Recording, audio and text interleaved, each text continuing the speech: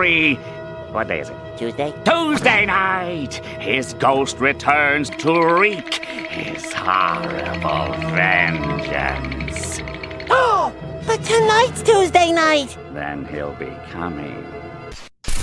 Fade in. I mean, I'm not the only one that's ever been bullied by this company. And I know that so deeply. Cancel culture is real, it's insane, and it's growing exponentially, and it's coming to a neighborhood near you. I mean, I'm on that fucking show. Now I got to watch what the fuck I say. 80% of Americans, young, old, rich, poor, conservative, liberal, white, minority, all hate the current atmosphere of hypersensitivity.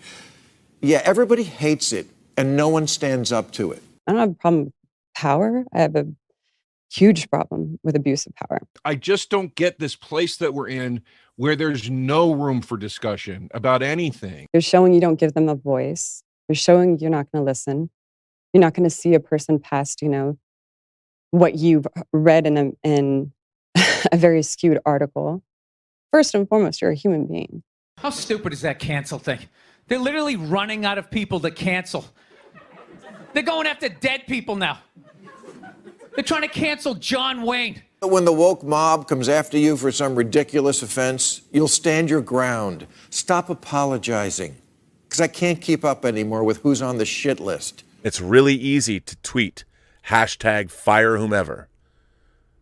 And the fact is, anyone who does that, you're a fucking trash person. Don't try to ruin my life with lies when your life can be ruined with the truth. Memo to social justice warriors. When what you're doing sounds like an Onion headline, stop. Let's talk. I'll look you in your eyes. You're not gonna feel hate. I promise you. She was an absolute sweetheart.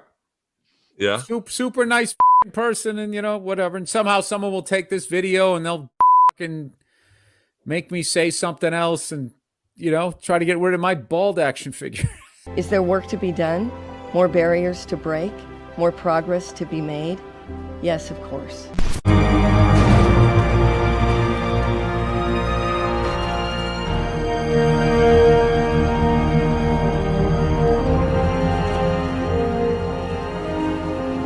Here you go, friend. Thanks. Cool costume. Thanks. My mom made it for me. What are you talking about? That if Alice weren't white, she'd be dead. I mean, who doesn't like America's pastime, Miss Lane? It's Lois. What'd you say your name was again? Kent. Clark Kent. Oh. Sorry. Never met a Clark before. Oh. I've never met a Lois before. Actually, there was my first grade teacher, Lois Hannigan, so I guess technically... Oh, technically you beat the second. I'm a number. I am the 327th baby of a black woman who died during childbirth that year. I'm a $20 a day check to a group home. I'm inmate 40757, serving 18 months for a crime I didn't commit. But I can live with all those numbers because to mama who adopted me, those are number one.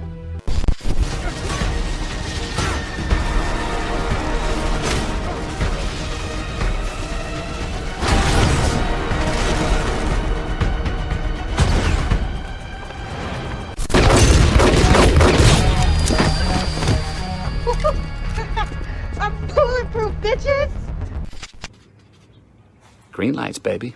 Let's go. Say, kids, what time is that?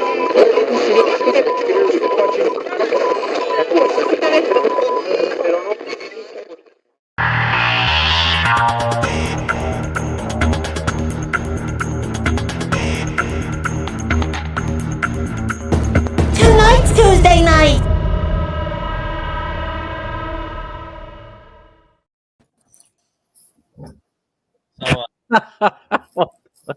I'm wearing the bag of shame because last week you guys kicked ass. You don't need. Oh, you guys were awesome last week. Well, thank you. Yeah, no, we missed you. We missed you definitely. Oh, stop. Yes, we did miss you. you. We did. You're like the glue that holds us together. No, Stacy, you did a phenomenal job. Oh, I couldn't even go back. I sat there in my hotel room watching the replay with a big smile on my face. Oh, it was my first go ever. So yeah, no, you guys were great. So Thank you for holding it down and getting it done. And you could have kept going. I was kind of sad when you stopped. We actually, well, we didn't hit the official 3-hour mark, but no, we're at 2. We started late, so in a way we did hit the 3 hour. You did too, right? Right. But, yeah. So no, great job. So yeah, I can take more time off. Come on. Give the man a break. There's no replacing you, man. Not too occasionally, here and there. Here and there. There we go. All right. Yes, you're allowed the occasional break. So Keith, tell us about how you were tuned in when you were in the bathroom. Do we get to hear that story? What the hell? He's like, yeah, I'm watching you guys from the bathroom. From like an airport bathroom. We're very concerned. The story goes like this. We're driving around. It was my nephew was with me, and I see you're so engaged, Pete. My daughter and I, and we're driving around and we're trying to find something to do. I mean, LA is like where we were last April in Connecticut. Oh wow. And it was just ridiculous. We couldn't pee anywhere. Like, it was like you can't go into a restaurant. Some of them, if you did, they wouldn't let you pee. So it got really ridiculous, So there was this Ralph's supermarket, and we decided let's go in there and take turns because only one bathroom, So we're taking turns, and we were spot checking on the phone. We just kept like looking in on you guys and see, just for a couple minutes.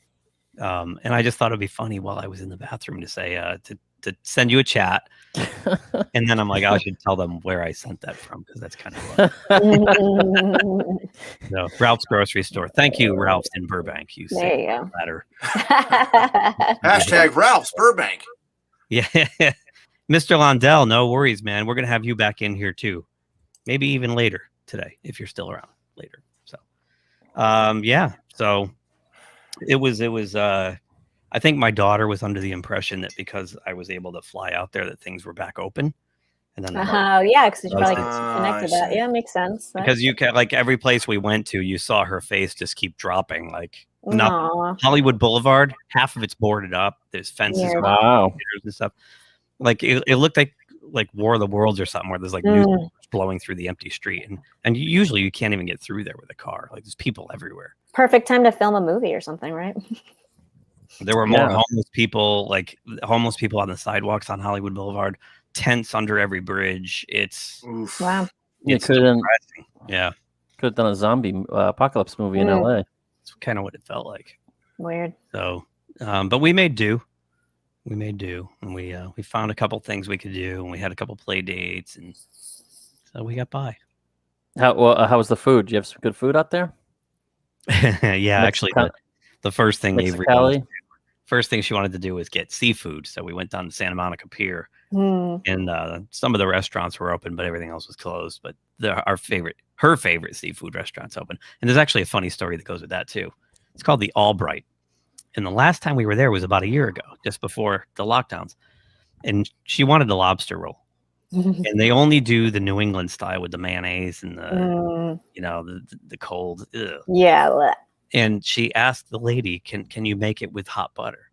And the lady said, well, no, it's already mixed up. And my little then 7-year-old said, well, you need to fix that. The only good lobster roll is a hot one with butter on it. Wow. And the lady's like, well, okay. Well, we walked in there, and guess what's on the menu? No. That's funny. Look Connecticut. at that. Little girl can make a change. Connecticut lobster roll. So my 8-year-old is an expensive date. It was a $65 one. I'm sure she was worth it. And you know what though? Like it was huge. It was like a bomb. Like it was bigger than anything I've had here. So like huge claw meat in there, and it was good. Wow, really nice. Yeah. I don't think California has lobsters on that coast, do they? I thought everything comes down from us. There's probably some in the upper Pacific, I would bet. No. I think I'm pretty sure that they're everywhere. But of course, with the Maine, you got the radiation leaking in from Japan. That's why the sandwich was so big. It was radioactive. There you go. I mean, they are sea cockroaches after all, right? So, Yeah, they're everywhere. yeah. And then, it was cool. We hung around the pier for a little while, and a seal came up out of the water and started playing with the people up on the pier. Oh, fun. Oh. Yeah, it was fun, There you go. Yep. In a natural habitat. So that was fun. Yeah. Nice. So it was, we got to watch the SpongeBob movie, which was. I saw some of your I review. saw your review. I saw your review of it. Yeah. Yeah. I don't have Paramount Plus. So Did she like it? Yeah, of course. Well, there you go. Yeah. It was hard for me to pretend it was good. Does she like Tom and Jerry? I would have put that one. Speaking of Tom and Jerry, Did you hear? I did. It's in our stories. Oh, okay. I didn't hear it yet. Okay. Maybe. well, The then Justice League twin. Yeah. Yeah. Yeah. We'll get there. But speaking of Tom and Jerry, nice segue. That's what I'm here for. What? His animal cages? What? What? We're on the edge of our seats. Yeah. We're making Mojo into a cartoon character, and he's gonna run Are we? around. Nice. I like it. Hey, we didn't introduce people, so we should go around the horn and introduce people. Right over here. The one and only Stacy Wilbur, who ran the show last week, like a seasoned vet. Yeah. You were great. You really were. Thanks. I was happy. You guys all, you know what? I think you had better chemistry without me. No. Don't say that. Come on, man. Not Bantered true. more. I think I monopolized. Tell me to shut up once in a while. No. Okay. You're being hard on yourself, Keith. You're being hard on yourself. Yeah. No, I was seriously. I was like, you all seem to have more banter. Just an observation. As we all go dead quiet. That's what I'm saying. Hello, Stacy would be Jude Buddha in his New Haven Knights jersey. I like that. I know. I love this thing. I mean, this is 2000, 2001, but yeah, 2001. It's comfortable. It's definitely. I mean, it was warm today in Connecticut, but yeah, 62. Yeah, Not my house, but yeah, this has been kind of my. I've been bringing this out a lot more. I was in the closet for years, and then finally, I was like, I spent so much money on it, so I might as well. Jersey start was or wearing you? it. What's that? I said the jersey or you. I'm joking, man. But yeah, it was a good time. It's minor league hockey, or not even minor league. No, what was it? UHL. If that's even still around. UHL. No, it's not. Bobby, we will be getting to this stuff. Yes, we will. Yeah. Keith and I used to do graphics for the New Haven Knights, all the scoreboard graphics. So yeah, we did. This was is part. No, this wasn't part of our swag deal, but we did get a lot of swag, like hats and stuff. But I still have paid for this. And yeah. You still have yours? Yeah. Hanging in the closet. Below me. Spoiler Pete, Pedro Bradley. Hi. What's happening, Pedro? Oh, nothing much. Kind How's of living Bird Brain? Well, Bird Brain, we are at. I got something like. I've plateaued at 465 views on Webtoon. Nice. I've got 30 comics up so far. I'm going to be posting up another 9. I'm self censoring one of them. It's because Really? the last thing I want to do is stir the hornet's nest this early on. Are you going to tweet at yourself?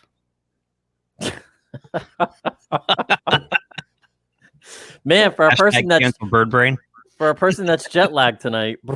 Yeah. Yeah. I get punchy when I'm tired. He's like, whoa. No, that's awesome. You know what you got to do is give me some deets and I can put them in the show notes so people can. Aha! I can certainly do that. Yeah, we got. I used to read it on Instagram. I don't know if it. Am I still It following is it? a New Haven Knights jersey.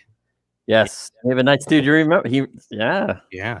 Section 14. If you know that one, Section 14. You might have to dig up another prize to give away, Jude. yeah, I have to dig up another prize. If you know Section 14, I have something around here I can raffle off. Section 14 was legend. You sat in Section 14 a few times with us, Pete, right? Oh yeah. Oh, that was loads of fun. Yeah, that was That was an experience, let me tell you. And I'm actually very sorry that I didn't get a chance to do it more often. Yeah, same. It came and went too fast. Yeah, I don't think there was another team after the Knights, was there? No, the Coliseum got torn down shortly. Yeah, so it was the Beast, which was an AHL minor league, and then they went to the Knights, or maybe it was something other team. No, they went from the Senators or something? Nighthawks to the Senators for 1 year. Then Ottawa moved the Senators out, and then they went 5 years without a team. They got the Beast of New Haven. That lasted 2 years because financial mismanagement, we'll put it that way. And then they couldn't even get enough interest up or money up raised to get an AHL franchise anymore. So they had to go down a league to the UHL, and that was the Knights. But they had great uniforms and games. Yeah, New Haven's a hockey town, which unfortunately not anymore, but it was always a hockey town. Well, you got Yale and Quinnipiac now. What was that? He's so deadpan while this animal just trots along. No, I just. You mean the 14-pound cat that just curled up on my table? The very same. Yeah, no, my cat. We have like this fur rug kind of thing. It's fake fur, of course. My cat was just laying on it, and it looked like a shot that you would. I just took a picture of her, and it looked like. I don't know if you can see it. I gotta send it to you because it looks like when you take baby pictures, and that little furry thing looks just like that. It's hilarious. Put your phone up, and I'll solo you so you fill the screen here. Oh my god, that's awesome. When you see her whole body, you can see it's not so awesome. She's so fat. What a chunker! Oh my god, you want to say fat? Look at this thing. Oh, it's hilarious. This thing. Look at this thing. He's just big. My old cat Hermione was big like that. I called her not Big so cat. tiny Hermione. Nice, perfect. Nice. Oh. I found this story. Dad chokes on his chicken. Oh my god! Whoever wrote this had the best time writing it because it's pretty friggin' hilarious. Choking on the chicken. It's good. McDonald's has made the news a lot lately. We had that story a little while back about the jerk sandwich that put everybody up in arms. You know. Oh, that's right. That's right. My big question is: would you eat that? If I was really hungry, yes. Can I get back to you? I would have to use a sauce with that too. And which end would I? which end would I dip? Ranch or blue cheese? Question. Right? Yeah. I mean, I like barbecue, so. Well, that just looks like you got a disease, man. So that means you have to go to the doctor.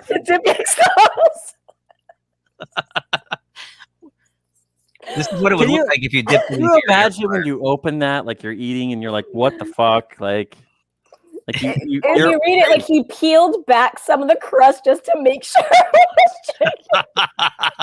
Yeah, you'd have to, right? You'd have to make sure it was chicken. Oh my god! This sounds like a mafia story, doesn't it? Well, if you're peeling back the crust, man. He hadn't seen Ronald McDonald in a while, and he wasn't so sure how he was doing, so he just wanted to make sure that McDonald had a cock. Oh, so funny! Wow, how'd you find this? I just Googled funny stories. I wonder if it was a bunch of employees at McDonald's that it was a dare. Seems like a lot of these stories come out of the UK, so they have a fun sense of humor. I double dare dog you. I guess you could shape the batter, like when you put it in the batter. I mean, I can see how it happens, but it's still pretty hilarious. It is funny. It is funny. Wow, it is. It's awesome. And, yeah. Does it actually say in the article whether or not he ate it? He did eat it. He peeled back some of the stuff to make sure it was chicken. Says he peeled back some of the crust to check what he was eating was bona fide. Satisfied by what he saw, he got his lips around it for a good old chomp and swallowed the whole load without choking on his chicken. Oh my god! Again, the writer of this article is pretty funny. Joe Roberts, bravo, sir. It's poetry. That's poetry right there. That should be spoken word. Somebody freaking should do that and behind the mic. Oh my gosh, that'd be great. Beatnik poetry there. Yeah, that's hilarious. That is awesome. But fast food is I also saw in the this news today. today. When I first saw that, I was like, so Tim Pool put this up this morning. Burger King. Whoops. I know. I saw On this. But National they didn't mean it as a whoops. It was a ploy. So National Women's Day, they whoops. Nobody thought twice on this one. It's a ploy. Did you go to the next slide? No, There's I a didn't. slide to it, yeah. Oh, where is No, it? they deleted it. No, it just says something about how what percentage of chefs are men, and that women are underrepresented as the cooks. And the Right, chefs. but it's phrasing. No, Yeah. they did it on purpose to get people's attention. No, I They get did that. it on purpose. Yeah. Okay. It wasn't an accident. Okay. Whether it's appropriate and it elicited the response they were hoping for, I'm not sure, but I think they misfired. I think they caught too much shit for that. they did. They caught a lot of shit. I And think you'll they're notice I get the joke. You got to get the, you know what I mean? Is that Burger King worldwide or just Burger King UK? Sticking with the, I guess you'll notice it's Burger King UK. Yeah. Yeah, but this is what you said, Stacey, is what is exactly the point here. Mm-hmm. Text without inflection can be misinterpreted. Well, again, there was a second part to that for some reason it's not showing up, where it explains what they mean. They don't mean. Which they probably had to add after they got like, wow. No, I don't think that's why. I really think it was part of it. Yeah. But they specifically did it on International Women's Day on purpose. It was on purpose. Okay. Well, it's hilarious either way. Well, it's hilarious if it's a joke. Well, it's hilarious if it's a mistake too, because how stupid. I love Burger King, so I hope it's. I'm with you. I do like over Burger an open flame, I mean, I like the Impossible Whopper. I guess I'm a crunchy granola. I do kind of lady, too. but I like the Impossible Burger. yeah, It's good. I did. I got sick of them. I'll get a good double after a while, cheeseburger every once in a while. taste Though. the plant, 'Cause I don't really eat beef, but sometimes I want a really legit double cheeseburger from Burger King, especially if you've been out and it's 2 a.m. It's the best burger you'll ever eat in your entire life. You need that bovine protein. Mhm. This happened 2 weeks ago, and we somehow neglected to bring it up. But Fry's is gone. I don't know. If you guys I'm know. not familiar. I thought there was a big Fry's in LA. That was There's a lot of Fry's in LA. Their first, a big, huge one though. It was their first opening store. There's a really big one next to the Burbank Airport. Yeah. And that one's gone. They're gone. And it's some people were shocked by this, but I've been going to Fry's for years, and over the last 2 years, I could see that the inventory was thinning out. That there was nobody in the stores. Well, It they was were pretty kind of obvious. but they were more like CDs and electronics, right? They were kind of They had everything. They were like Best Buy on steroids. They had everything. Yeah. They had hair dryers and vacuum cleaners and computers. Oh, I didn't know that. Build your own computer. They had radio controlled airplanes. They had Blu-rays. They had washing machines. They had, Because there was a Fry's here in Connecticut, but it was in the mall, and they didn't sell that much shit. But they sold a lot of CDs and stuff. Oh, I think I had heard about this. Is the place that you could go, and was it around in the 80s and 90s, and they had components and you could build your own computer and all that. Yes, they still had all that right up to the end. Okay. Yeah. Yeah. I'd never heard of it until then. Whatever you needed, it was in this store, and the prices were always good. And going back 10, 12 years ago, their Blu-ray section was enormous. Enormous, and they always had great deals. I remember I walked in one time on my way to LAX, and I walked out with 10 movies. Yeah. And I paid $40 for them. Wow. There was one in Connecticut, and I think it was at the West Farms Mall. I think I don't remember. I've never heard of that before. Yeah, I've never heard of it either. In fact, I have something on my desk that I bought from Fry's. It's an alarm clock where you charge your iPod, which no longer one of those iHome things. Yeah, Oh, it's yeah. actually right here. It's my clock. So that's sad. I mean, that's just the way it's going. I mean, what's next? This is next. Best Buy? No, I'm This is serious. Are these places how to stay in business? But Best Buy will be right for a while. I think Fry's. I think they were poorly managed. I don't think that they were putting much money back into the store after a while. and there was no online presence. I don't know anybody that's. It was buying bad. Their website was bad. It was- Oh, yeah, you got to evolve with the times when it comes to that kind of stuff, for sure. Yeah. So this happened just today too. BuzzFeed, who acquired Huffington Post in February, has already shut it down. So Huffington. Wow. Wow. Because of They're cutting the newsroom completely. Wow. What Huffington Post was very like liberal. Oh yeah, liberal news, right? Mm-hmm. Yep. Started by Ariana Huffington. Mm-hmm. What, 20 years ago, 25 years ago? Was it that long? Yeah, I think so. Wow. She sold it, what, I want to say 7 or 8 years ago, maybe? Mm-hmm. Maybe somewhere in there. Between the last 5 and 8 years, I'd say. And then I think it got sold twice in the last year. Oh, wow. I think somebody bought it before BuzzFeed and sold it to BuzzFeed. I'm pretty sure. I mean, I haven't really, tuned in on this. I just, in passing, will hear these things. But this one caught my eye today. So, yeah. So, sorry to everyone who lost their jobs and, have to find something to do. I mean, it's just been, it's been one of those years, man. So let's do something fun and happy. Yes. Shatner and Lloyd are back together again. Nice. Senior moment. This movie was shot in 2017. Oh, wow. And they can't get distribution or couldn't get distribution. But now they're dropping trailers and whatnot. So it looks like one of those straight to video, like going back to our time, the ones that would straight to video and you'd rent them on a Saturday when it was raining out or snowing out and watch a bad movie. But I don't know, it looks okay. I actually had put a clip in here. Yeah, they have it. It looks like two grumpy old men in an old car. No, I don't think so. I mean, I think Christopher Lloyd has a cool, funky look. He does. He does. It's a buddy movie, and it looks like Christopher Lloyd's kind of the Dr. McCoy to his Kirk. I'll show this 1-minute clip that they put out, and I don't want to play the trailer.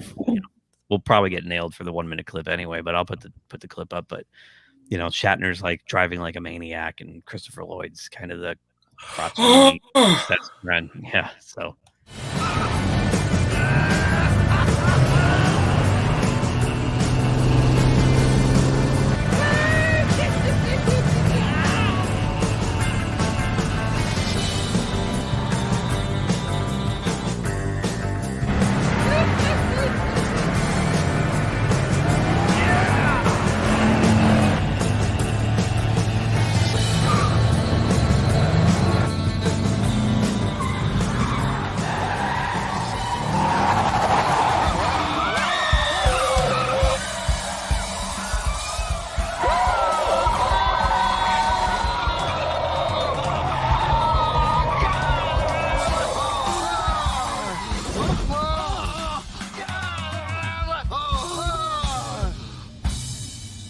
Morons.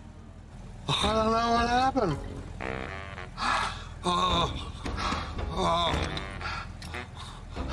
Are you okay? I'm too old for this shit. Nobody does a freak out face like Christopher Lloyd. Yeah, Christopher Lloyd has looked this age for the last 40 years. Like, seriously. In Taxi, he looked like this. Like, he does not. He hasn't aged. He aged 40 years ago and just stayed there. Stayed that way. He was like Back to the Future. He looks like he stopped aging from Back to the Future. So I guess the idea is Shatner gets involved with Jean Smart, and then she starts palling around with a younger, better-looking guy, and Shatner gets jealous. That's what I gathered from the trailer, anyway. And I'd watch it. Like a stupid rom-com, but it's Shatner and Lloyd. Come on. Shatner and Christopher Lloyd. So you can't lose. It does look like a fun movie. A con guy's chiming in. And Jean Smart is playing her typical Jean Smart, like super horny, Always the same character. Yeah, always. The DeLorean meets the Enterprise. There you go. Yeah. Sounds fun. Can't go wrong, right? DeLorean meets the Enterprise. That's absolutely right. That's awesome. The last time these two were together, Shatner was punching him in the face. So I have had enough of you. So I don't know. I saw this on Trek Movie today and thought, what the hell? It looks fun. I'd watch it. I'd watch it. I'd definitely watch it. What is it premiering on? Well, it says the film is currently being shopped for distribution by Film Mode, who have released the trailer. So they still don't have distribution. But that's surprising. You streaming throw that on Netflix or Prime or two something. Good known actors. Someone's gonna people would watch. There's way worse stuff on those Oh yeah, no kidding. And Shatner also announced he's going to celebrate his 90th birthday. Are you fucking kidding me, dude? He does not look 90. 90? Fucking kidding me. You turns gotta 90 in 2 weeks. Get the hell out of here. He's like the 90 best years old. 90-year-old. Insane. That's insane. So he's going to celebrate his birthday this summer by returning to the Star Trek original He's series not set to 90. Ticonderoga, New York. That's awesome. 2-day event kicks off on July 23rd, which happens to be my daughter's birthday. Oh. Tickets are available now, starting at $50 for general admission. You can also buy autographed signed photos and a VIP package for a mere bag of shells, $1,500. That includes birthday dinner, celebration, tour of the bridge with Shaq, and more. If you're a Trekkie, man, you're a hardcore Trekkie. $1,500 to meet him. I mean, at 90 years old, come on. That's insane. I can't believe he's going to be But 90. you can meet him for less. This is to have dinner and hang out with him.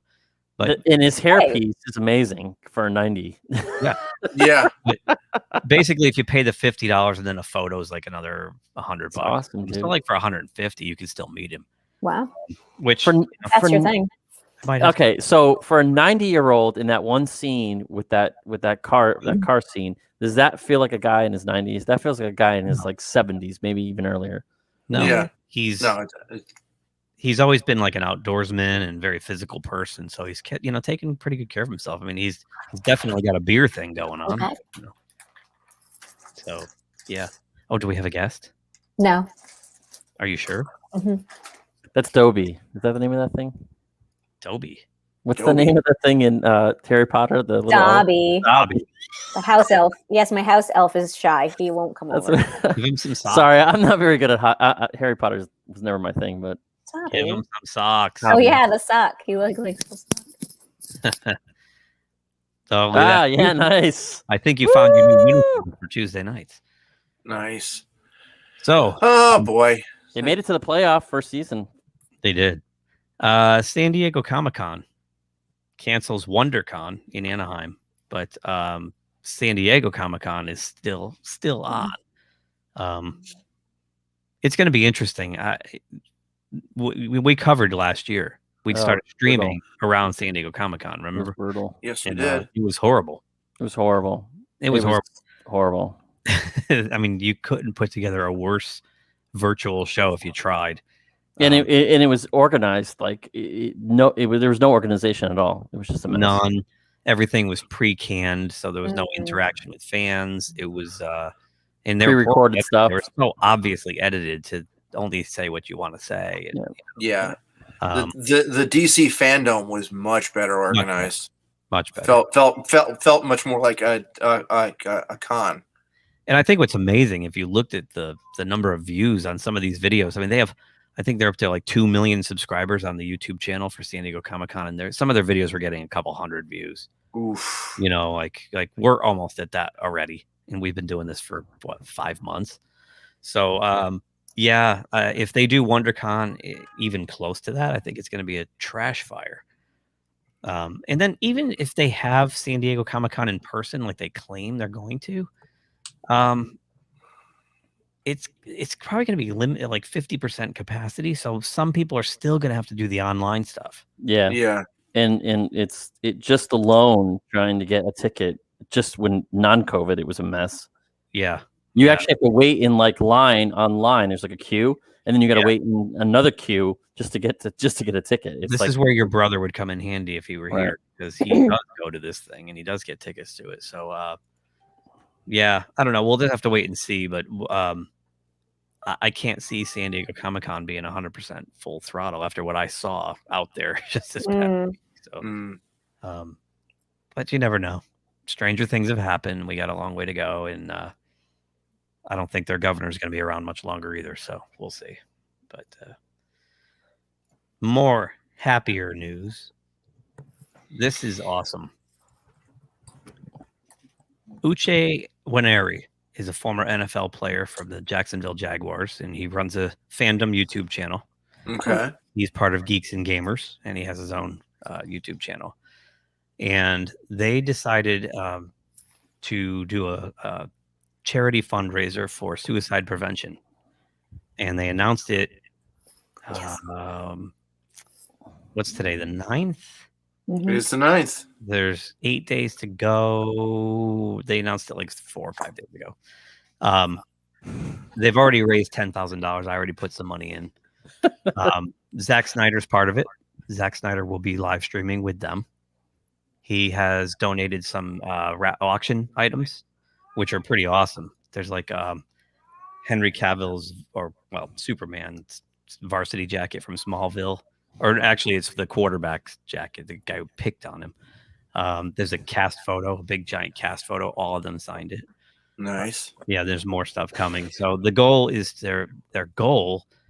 Was here before. I think it's 50,000. So we already have some donations tonight that came in. You see Michael Henley, $50, Lucy, $5. So this is before it even starts. They've already got 10,000 in the can. Nice. So it starts on the 17th.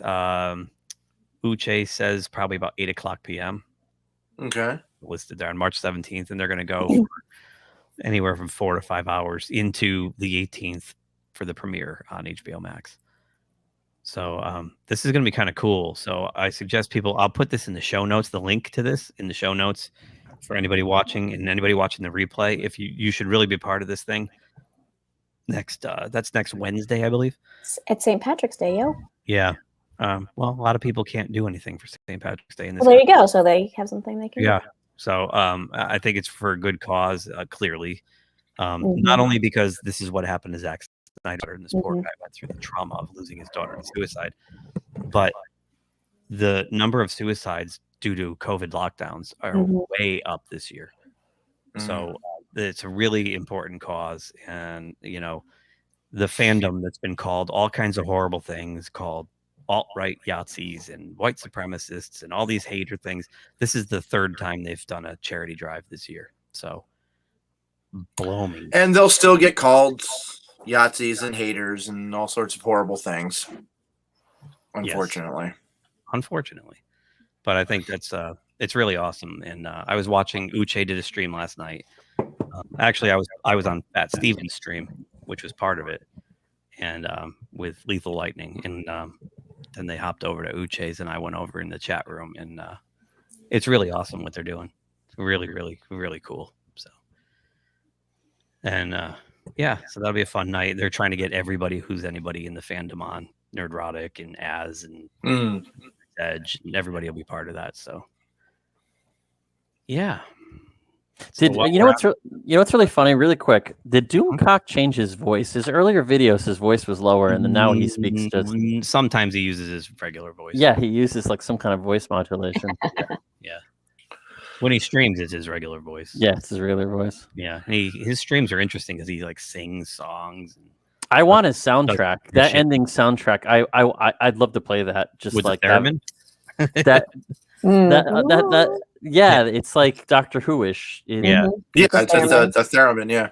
Yeah, those are crazy. Is that an actual song, or is it something that he has? I think he did it himself. It's amazing. I love it. If you watch on Friday nights, he does a live stream that's different from anybody else's because, like, literally, he really can sing, and he sings all kinds of songs, and he does all kinds of voices. Yeah, I can sing. Do you want me to sing? Sure. We do. You do not. So. I sound really good in the shower, but that's it. Don't we all? That exactly. We'd all have record contracts if we could stay in the shower. Exactly.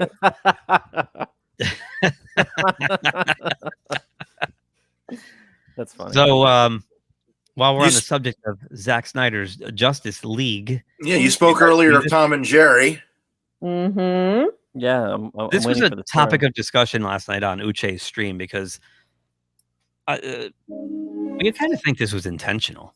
It had to be, right? I mean, how do you mix up 90-minute Tom and Jerry with 4-hour Justice League? Putting it on the server, right? Yeah. So apparently it was up for about an hour. Somebody said they watched about an hour. Yeah, I heard it was 2 hours. Oh, maybe 2. Yeah. But apparently, if you clicked on Tom and Jerry movie, you got Justice League instead. No, I can't imagine that a lot of people that were looking for Tom and Jerry were interested once the Justice League came up. But wow. Yeah. So here's some of the tweets that popped up at HBO Max. Someone's getting fired. Tom and Jerry is not. It's Snyder Cut. I saw that one. The mishap happened just 10 days before. That's a big fuck up, dude. Yeah. Huge. There's no way that could have been a mistake. Someone did that on purpose. HBO confirmed the glitch in a statement to the Wrap and noted it was removed quickly. Mhm. Zack Snyder's So it's Justice float- League was it's- temporarily available on HBO Max, and the error was addressed within minutes. A spokesperson told it, 120 minutes. So Yeah. it's floating around somewhere now. It's like maybe. it's like on a BitTorrent. It's floating around. Well, here's the other problem. Maybe. They're having 2 IMAX screenings on the 15th. Oh, One in really? San Francisco and one in New York. And so people will have seen this movie before we do. That stinks. It really sucks because I think we're going to have to try to unplug as best we can. Yeah, I haven't watched the first one. I haven't watched the first movie yet, so I'm going in straight off without any. Well, I'm going to do my best to avoid the internet beforehand. Yeah. So, Sadly, we will be doing show prep for our show on Tuesday the 16th. There might be crap all over the place. It's Oh, speaking of, we gotta. whoever these people, if they go see this in IMAX, better just keep it shut. Don't be a douche. Yeah, so we're going to be at the movie theater on the 14th, 18th. The day it comes out. Right. Maybe we'll do a little pre-stream to the channel before the movie starts. Well, since we're going with Mitch Halleck and Jerry Ordway, some my interviews. goal is to get them the next day. Do a live stream on Friday morning. Yeah. and Review it with Jerry and Mitch. I think that'd be awesome. That'd be really awesome. I can't wait. It's going to be amazing. I can't wait to see it in a theater. I mean, we saw Wonder Woman, but I'm really psyched now to, especially in those seats, man, and that luxury. No, I think theater. it's in the smallest theater. Has an old seat where we saw Citizen Kane. Oh, really? So Yeah. look at the. They don't have heated seats, but they still have the recliners. They still they rock a little bit. Yeah. They're still comfy seats. They're just not like the really fancy seats. it's too bad. Bring out the comfy chair. So we are all seeing it, in case people are just tuning in a theater. Yep. Theater. Remember those? No, a theater. A Theator? What is that? A He-Man villain? like a Theator? like a garage. Garage. It's a garage. A car hole. Yeah, a car hole. So Batman and Cyborg get Justice League figures from McFarlane Toys, and Uche actually tweeted yesterday. I should have pulled it up. The new Steppenwolf toy from McFarlane looks awesome. And it's funny, they had a couple of short trailers yesterday, like little 20-second spots, and they had one with Darkseid that was just so friggin' awesome. And I was I screamed out loud. I was like, no, it was awesome. I cannot wait for this movie. I cannot wait. I just, it's going to make the Joss Whedon cut look sad. Well, it's been so long since I've seen that. I can't even like compare. I would watch Joss's afterward again. I wouldn't watch it going into it. I would watch Man of Steel and BVS, the extended cut. I just did that. Okay. I just did both of those things last weekend. Not this past weekend, but last weekend. There you go. Yeah, so I feel prepared going in. Excellent. I had never seen Batman versus Superman. Did you watch the extended one? Or I did. Yeah. Good, okay. good, good. That Yeah, one makes that sense. one- The theatrical one made very little sense. Well, yeah, because Wonder Woman's in it and stuff. Was she in the original? Yeah, one? she was. But Yeah. what happened was they cut out most of Lois Lane's scenes, and Lois Lane is the one that kind of bridges all the story pieces together. Oh, okay. And like she's almost not in the first one. She's Oh, in the really? beginning and the end. She's not in the middle. In the middle, where she's doing her investigations and stuff, is what ties the whole thing together. Right. Okay. So the problem is the studio, gets all up in Zack Snyder's grill, and they're like, nobody will sit through a 3-hour movie. You gotta cut it down. And they cut it into an abysmal mess. No sense. And then they get all bent out of shape, like, oh my God, it's not doing well. Lost money. Yeah. Because it doesn't make sense. Right. And then I got the Blu-ray with the director's cut or whatever he calls it, extended cut. And I couldn't believe it. I was like, why did they just leave this extra half an hour in there? Yeah. I mean, you got us for 2.5. What's a half an hour more? Yeah. It So- didn't seem really extendedly long, in a weird way. Now the Batfleck doesn't look that I like this Batfleck. See, I got this Batfleck. This one is more like Batfleck. Well, in his suit though, it was like that metal suit, Yeah. really.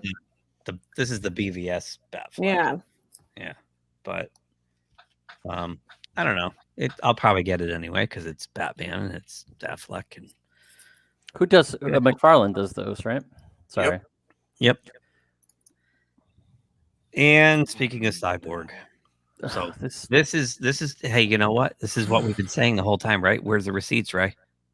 We talk more about this guy than any other person on the show. Well, he finally actually provided some details to what's going on here. I just feel like it's publicity at this point. I don't know. I don't know either. Fisher says studio executives, including DC Comics writer Jeff Johns, used their power to reduce and remove all black people from the movie. They understood full well that the racist rhetoric they chose to entertain in those meetings was offensive, discriminatory, and unacceptable. This, though, sounds a lot like John Boyega's claims. Does it? Well, not? yeah, because they want to make it more appetizing for China, and China is not a fan. Right. Furthermore, they dared not speak those things to me nor any other black person associated with the film. Instead, they chose the cowardly route of gaslighting, complete with extremely problematic requests such as asking me to play Cyborg like Quasimodo and forcing a scene to be reshot so they could highlight the existence of Cyborg's penis.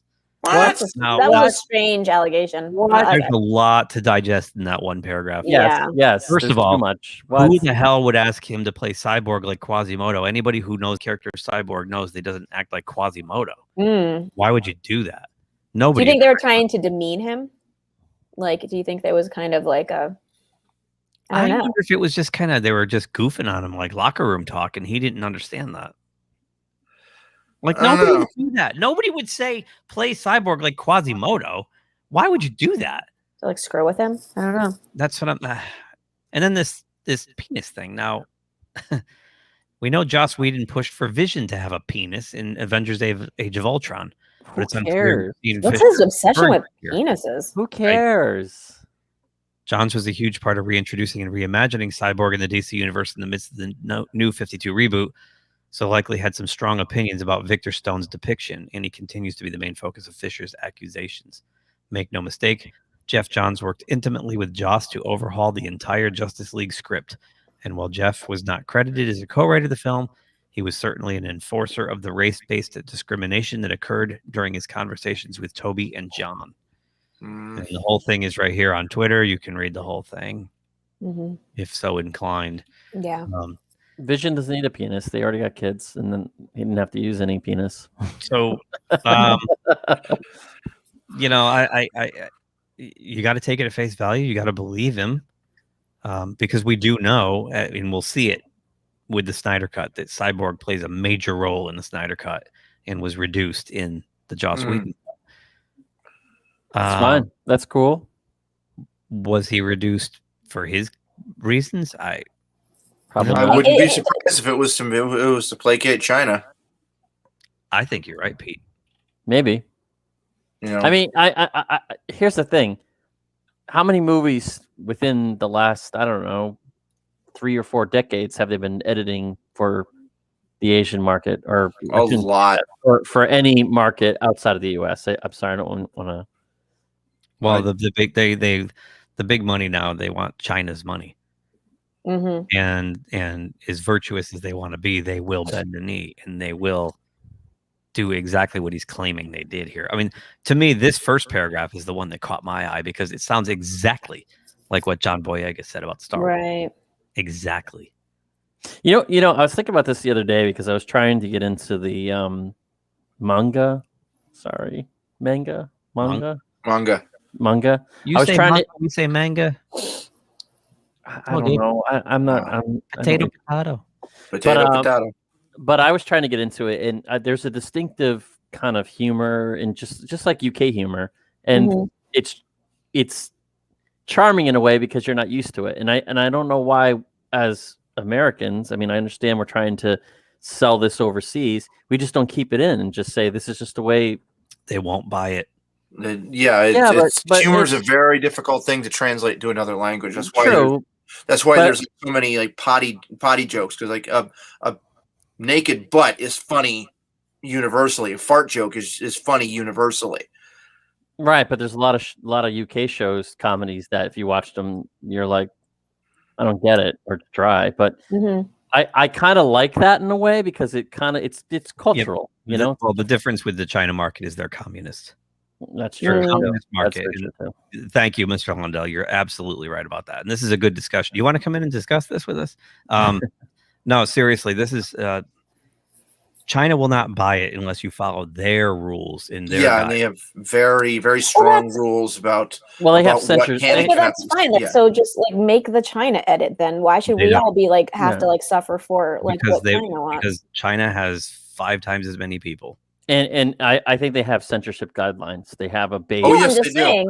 But leave the like content in for us, and then They just do, make, and you have for to them. include an Asian character for them to even consider screening. Right. Oh. So, Well, what Chinese movies do we like to all want to watch? What's that? Like, you know, like if they want our movies, then this is what it is. This is what we're given. Well, you know.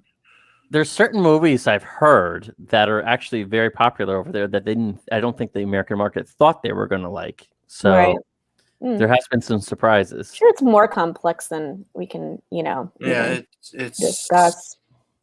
I mean, they have very, very specific rules for what you can and cannot show, and opening up to American movies has only been within like the past 10 years or less. Less. So I know, but it's unfortunate. But they're that actually, yeah. but they're developing blockbusters. Thank you, con guy. They are. Yeah, they have fart jokes. Yes, pop that up. They're developing these things for the Chinese market first now. Right. Yeah, that's why they're being released. They get released over there. Right. Yeah, you're right. That's crap. Right. Yeah, It is, but you know, you have Disney out there trying to act like they're all virtuous and wonderful, and then they're filming next to concentration camps and thanking the CCP government, right, for letting them do that. And you know, you got LeBron James out there, like, you know, talking about, you know, social justice, and then he goes over to China and bends the knee to those people and claps. I'm assuming there's a huge black market of American movies in China. There's gotta be. Really? You know, I mean, you know, look what they did to John Boyega on the poster, because His picture was this big, and then it was like you couldn't even see him. Yeah. Right. They and even it's not like double-teamed that's not a things. humor thing. That's a racist thing. That's a total you know, racist. and we're saying it's like that's okay. Like we're okay as an American company to Basically what Disney you know? said was they kind of tried to hide the fact that he was a major character. And then I think because the movie made $2 billion and a lot of that was from overseas, that's why they reduced his character going forward. That's crap. I think he was going to be a major character in that series. And by episode 2, as Cameron pointed out when he's with us, he's falling all over himself, and he's a janitor. He's climbing up the floors, and he's pratfalling, and woo, woo, woo, woo, woo, he's a boob. You know, when he clearly was the most interesting character in the whole damn thing. And that's what they do. They cater to that market, and it's all about the dollar. That's all they care about. They can say whatever they want about social justice and equality and all this crap. When it comes down to it, they're full of shit. They're a corporation. I mean, it's just, they're like one of many, many other corporations. Well, they have. They're in business to make money. They're not in business to be your best friend. You know, I mean, What's really funny too is Disney has a theme park in Shanghai, don't they? Hong Kong. Is it Hong Kong? I thought it was Shanghai. Yeah. Which is ironic because I'm curious to know what the MCU movies are like, or even the Star Wars movies with obviously with, you know, the posters and stuff. But yeah, I don't know. Yeah, it's a mess, and it seems like a whole. I don't know. It is a mess, and I think I want to say it was like 2015 or 2016 when they started going for China first. That's not about right, Pete. That sounds about right. I mean, I know that it was before Ghostbusters, but I mean, but the Chinese market is why we got like Independence Day 2, and we got you know, there were a couple other movies that we got sequels of years after the fact. It wasn't for us. If they made any money here, that was just gravy. but it was for the Chinese market. Right. Yeah, I remember the Ghostbusters because they didn't want to show it because it like represented witchcraft or something. Yeah. The supernatural is one of the no-nos that you can't play in China. So So are they anti Harry Potter? Probably. I guess they are. Hey, it's a sophomore appearance. How are you? He made it. Welcome Sophomore back, Mr. appearance. Londell. Welcome back. Hey, glad to be here. We were just trying to figure out when the whole prioritizing China So, okay, this started. 2015, 2016, maybe? Boyega thing, I mean, if you look at history, I mean, especially Hollywood, they're doing all this about, anti-race and all of this, but then they play to China the way they played to the South in the 30s and 40s. There are tons of movies where someone like Lena Horne looked the part that she portrayed in real life. They cut it out of the movie because she was not a mammy character.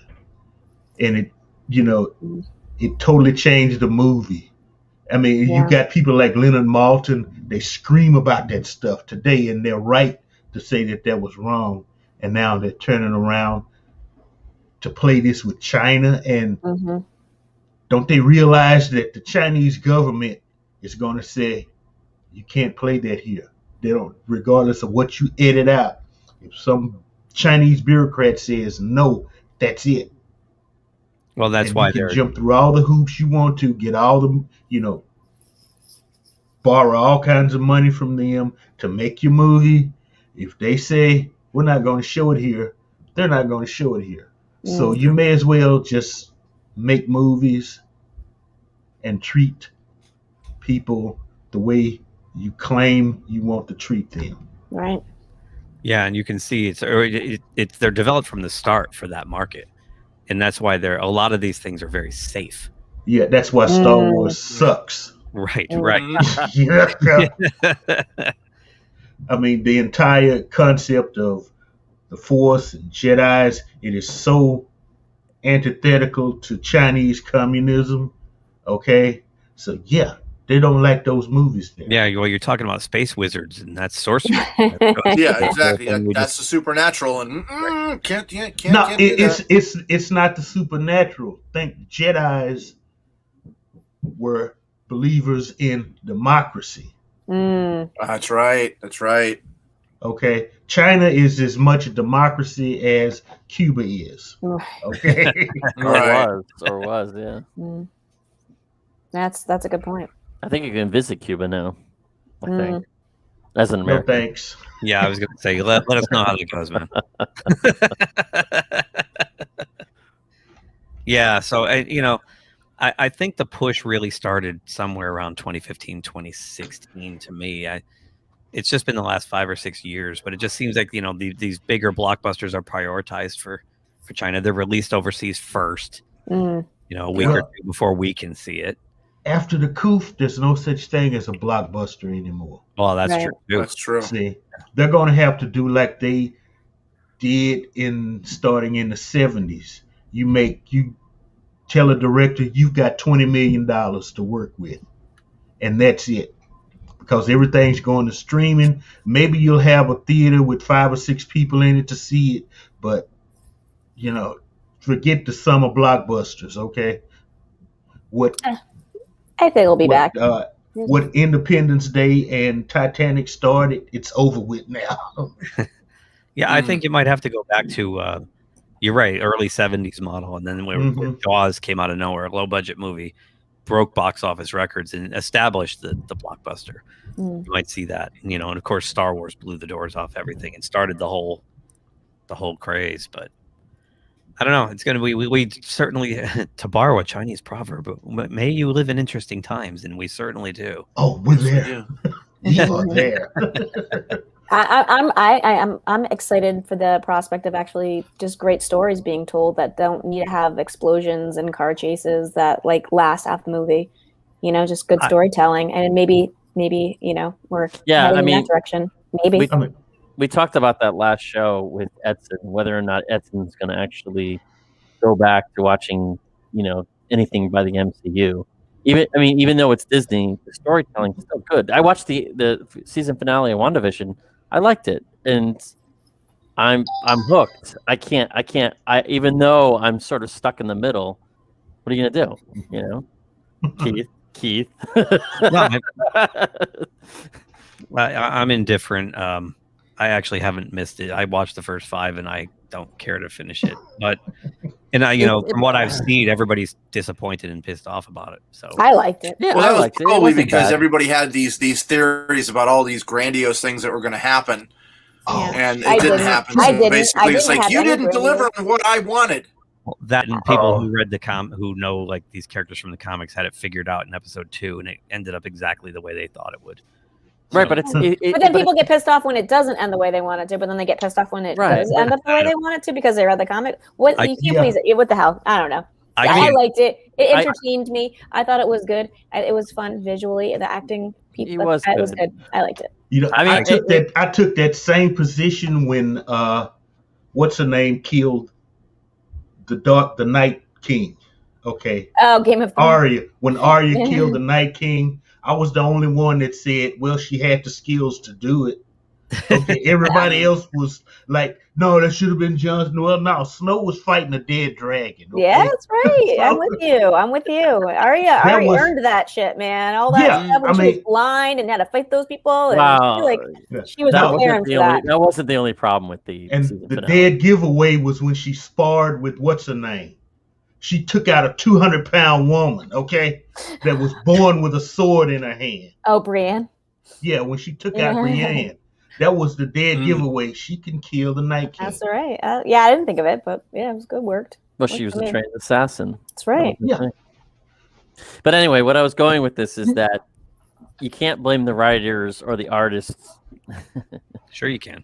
Yeah.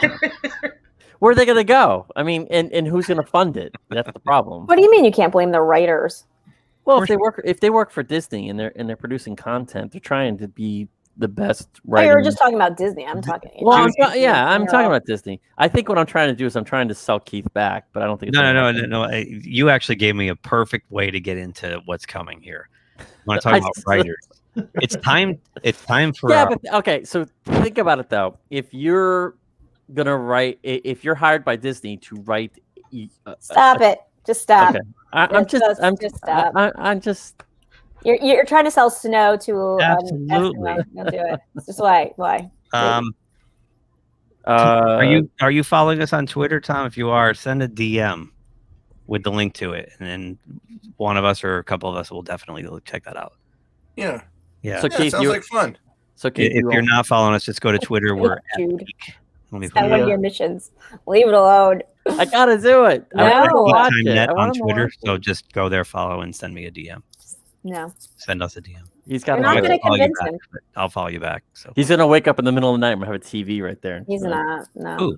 He's trying to convince you to want to watch WandaVision, and it's a losing battle. And I think he's just wasting. No. I canceled Disney Plus. So I know. as Mr. Londell, I know, but that was the point. I was saying. Yeah, he was trying to like look you in. Yo ho ho and a bottle of rum, and I'll finish it. But that's what I mean. If you don't have Disney Plus, but I was to burn it on a DVD for you, would you watch it? And you just said with that all his extra time. Yeah. You just said that on the internet. Oh my God! It's just a hypothetical. He's not going to take me away. We're on Facebook as well. We are on Facebook. We're on Facebook as well. You can't have Twitter. Same address.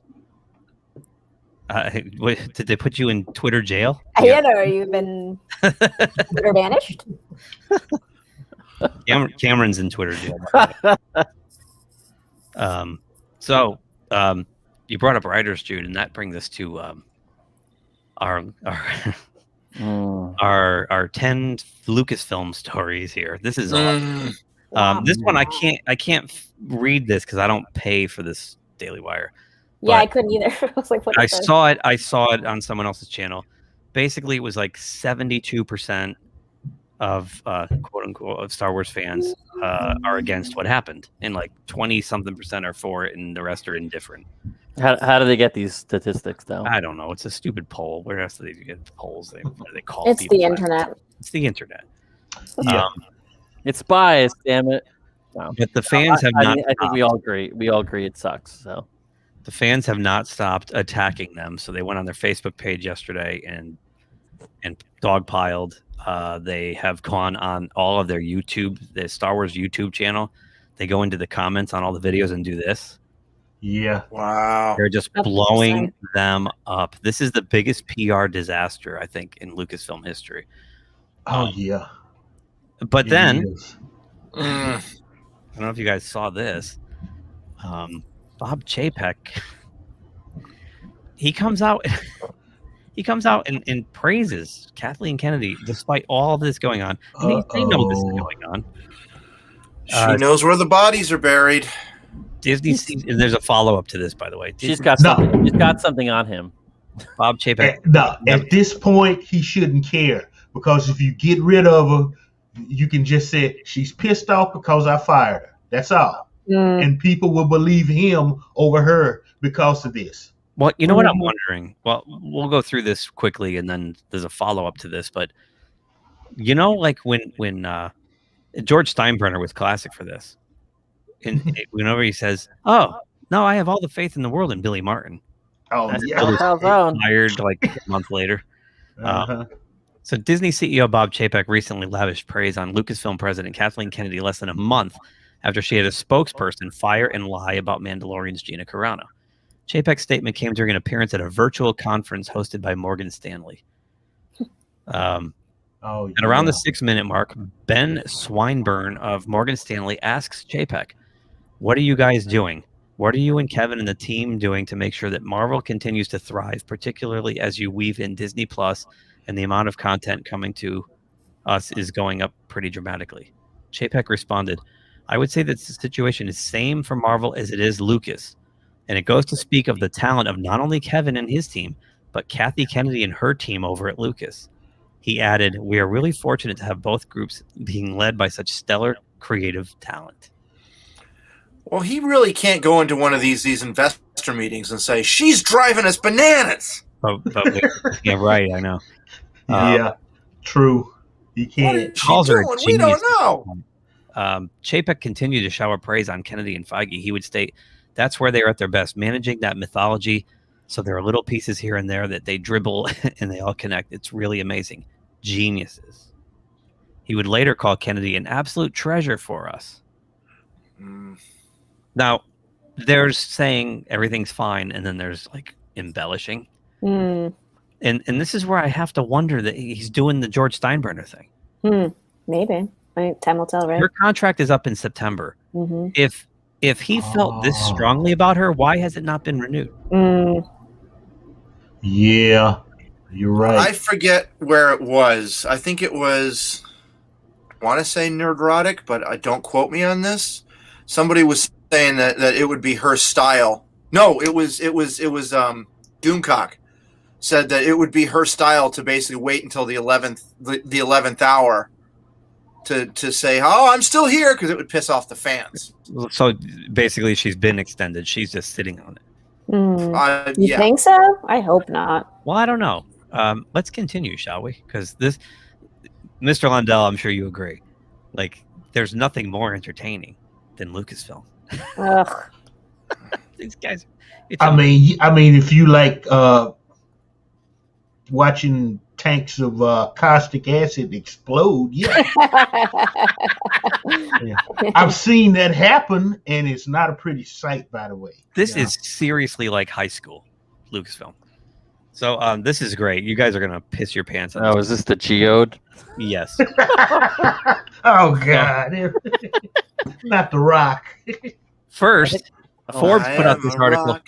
This article came out. I saw this. Lorena put this up last night. Lorena, the great Lorena Creole. Yeah. Up on toxic femininity. I can't say how do you say Femininity. Femininity. I can't say it. I'm sorry. I can't say it. I'll just call them the toxic femininity. Toxic femmes. She went over this article last night. So Forbes put this out in January. Meet Claudia Gray, author of Star Wars High Republic Into the Dark. But what's interesting about this is they get into Geode in the article here. This is a very Jedi-centric story. My favorites are my non-Jedi, Leox, Geode, and Affy, the crew of the vessel. I really wanted to have a roguish pilot and a sidekick and not have them be Han Solo and Chewbacca. I felt like we were there with them. I love Leox's take on the world. It just makes me happy. And then she goes on to say, this is awesome. Geode. I wrote him off as a pet rock doing nothing but sitting there. And the author who created Geode says, I have to be completely honest here. Geode was not my idea. It was my boyfriend's idea. The minute he said it could just be a rock, I knew that was it. He was just immensely proud of this, and I think he should be.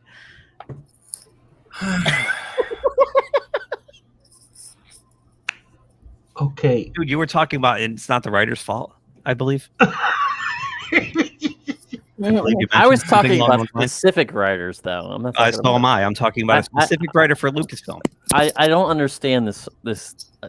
Maybe they're going back to the pet rock, the 70s. That was a huge phenomena, right? Didn't people buy like pet rocks? And I think what's interesting here is she's not only admitting she had no more ideas, but she's throwing the boyfriend under the bus, knowing that if this rock falls flat, that's what good edibles does, man. One night, good edible.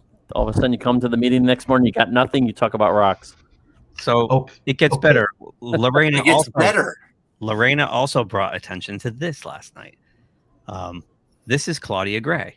This is the woman who wrote that and came up with Geode. Oh, good This Lord. is a Star Wars High Republic live stream launch event. What doesn't belong here? The Vulcan salute.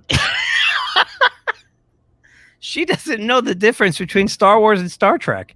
Oh my god, actually she's I believe you mentioned it's not the writer's fault somewhere in there, Jude. Oh man. I was talking about specific writers. I'm not talking about That's a her. very specific writer. He's talking about a specific writer. I'm talking like WandaVision. I'm talking about like stuff that matters. These people don't matter. Sorry. But I think what's even better is the kid, this YouTube channel, Lyndon Hall. Look at his face. I mean, Disney needs to look at my LinkedIn. I mean, come on. I could do this. So Let's do it. Let's do it. I'm going to ask the question nobody has asked. The corporation as big as Lucasfilm, why isn't there 2 or 3 people that they run all of these ideas by that say, good idea, bad idea, or you fucking crazy? Why isn't there somebody there that knows? They don't have to be a Star Wars fan. They just understand what Lucas has put out there. They understand the way the universe works. Well, and they can say, a rock, what are you smoking? I think it's because when you're in a meeting, people don't want to insult other people. So they say any idea is a good idea. No, it's not. No, it is not. But that's the point. That's the point. And that's the culture they're breeding over there. What you're looking at here are a series of people that Kathleen Kennedy has collected who will just obey her and go lockstep with her ideas. That's the Star Wars story group. They need to open these meetings to the public so we can. Or they should have like a fan panel. We all can zoom in and watch, and they then could switch it off. Like it should have like a lottery fan panel and get real feedback from people. No, honestly, if they want, there's no way that they would do that because 90% of the fans are calling for Kathleen Kennedy's head, and there's, No, but there's no way in creation. No, but I'm just saying if it was directly story. They don't. Creative. They don't want to. They don't want to hear from fans. They think the fans are toxic. Yeah, and let's face it. Okay, what Kathleen's got here, when the time comes, they're all going to get in the room together and drink bad Kool-Aid. Okay, they are. I mean, this will be worse than Heaven's Gate. Well, that's the point. If they did care and want to have good stories, it would be. You want to hear? It wouldn't be. It really would be that complicated to do. You know. I know. It really wouldn't. I mean, Well, what you're looking at here too is right at the top, Justina Ireland, who is like a really caustic, racist person. And then it just trickles down from there. These are the people that they're not there because they have like a fountain of Star Wars knowledge. Maybe Charles Soule. I mean, he did write a lot of the comics for Marvel that were pretty good. He wrote the Darth Vader series that I really liked. But beyond that, these are clearly she's doing the Vulcan salute. She doesn't know anything about Star Wars. She doesn't know anything about Trek. Well, she's probably a big Trekkie who like begrudgingly said, "Oh, I got to go right for the Space Wizards thing, whatever. Space is space, right?" Yeah. You know, you have two completely philosophically different franchises here. They're not even close. What are we up to, like 300 years of science fiction literature, and she doesn't know the difference? Clearly, yeah. And again, this. Hail, Thomas. How are you, man? Hello, Thomas. Hail. And I think this hails back to basically being, respecting sensitivity. Obviously, someone just didn't look at her and say, "Holy shit, that's a dumb fucking idea." No. Sometimes you have to do that. But you can do that. And there's nothing wrong you don't with have that. to be a jerk, but like listen, you can be like, "Oh, that's interesting," but like, let's try for something else. Yes, really, it's not that. I'm not that person. I'm not that person. I can't tell somebody their idea fucking sucks. But I'm in the same realm as Stacy. I'll nicely tell you your idea sucks. Yeah. There's hundreds of millions of dollars on the line. Yes. You should tell them. Well, You then need to maybe be I that would say person. that idea fucking sucks. That's the job for a person that can be like, yeah, that's not really what we're looking for. And I mean, if you want to say like a silicone-based life form, yeah, okay, but it's got to have arms, legs. You know, it can personality. talk. You know, yeah. Yeah, a brain maybe. You mean like Ben Grimm, the Thing, or you know, who was the guy on Thor Ragnarok? Korg or whatever his name was. Korg, yeah. You know, I mean, come on. Galaxy Quest. Galaxy Quest had like a mute monster rock thing, but that worked. Well, I mean, I already have my my. But we have to meet. We have to meet Geode for real. Well, you can meet him right here, dude. Well, my whole backyard is a giant rock. Yeah, I got a bunch of them in my backyard. I live on a ledge. The action figure for Geode is just going to be epic. Actually, these are actual geodes I got when I went to Arizona, and I haven't cracked them open yet. So if anybody's interested in getting their geode, maybe that's what needs to happen in the story. It needs That's to be probably what will open, and then the person will come out. Or He's a beautiful butterfly. you can find these in the desert in Arizona. There'll be kyber crystals inside him or something. So what they did was they put the video that introduces these two characters, Leox and Geode. They didn't put it on their YouTube channel because they probably couldn't handle the comments. Yeah. They put it on the Star Wars channel, or their Star Wars website, where there's no chance to comment or like or dislike. But let's watch it, shall we? It's only a minute long. Are you guys ready? Let's do it. I might fall asleep. Before the rise of the empire, prosperity, pioneering, and adventure marked the era of Sorry. Can't see it. Can't see it. I know. It's stupid Firefox. When I go full screen, it dumps it. I don't know why. Sorry about that. I can't go full screen. I'll start it again. Centuries before the rise of the empire, prosperity, pioneering, and adventure marked the era of the High Republic. Leox Jossi is the eccentric pilot of a he's high. simply as the vessel, co-piloted by Abby Hollow and navigated by G, who appears to be a rock. Leox is a charming rogue from the frontier. When a group of Jedi seek transportation to the Outer Rim, Leox and his loyal crew are hired. But disaster strikes as debris from a horrific accident littered across hyperspace threatens to tear the vessel apart. But it'll take more than a galaxy-wide disaster to play Leox's go-with-the-flow attitude. With his effortless piloting, Appy's efficient repairs, and Geode's quick response, the vessel safely exits hyperspace, presumably in the middle of nowhere. With the transportation business flourishing, ferrying immigrants to the frontier, native pirates flocked against these outsiders.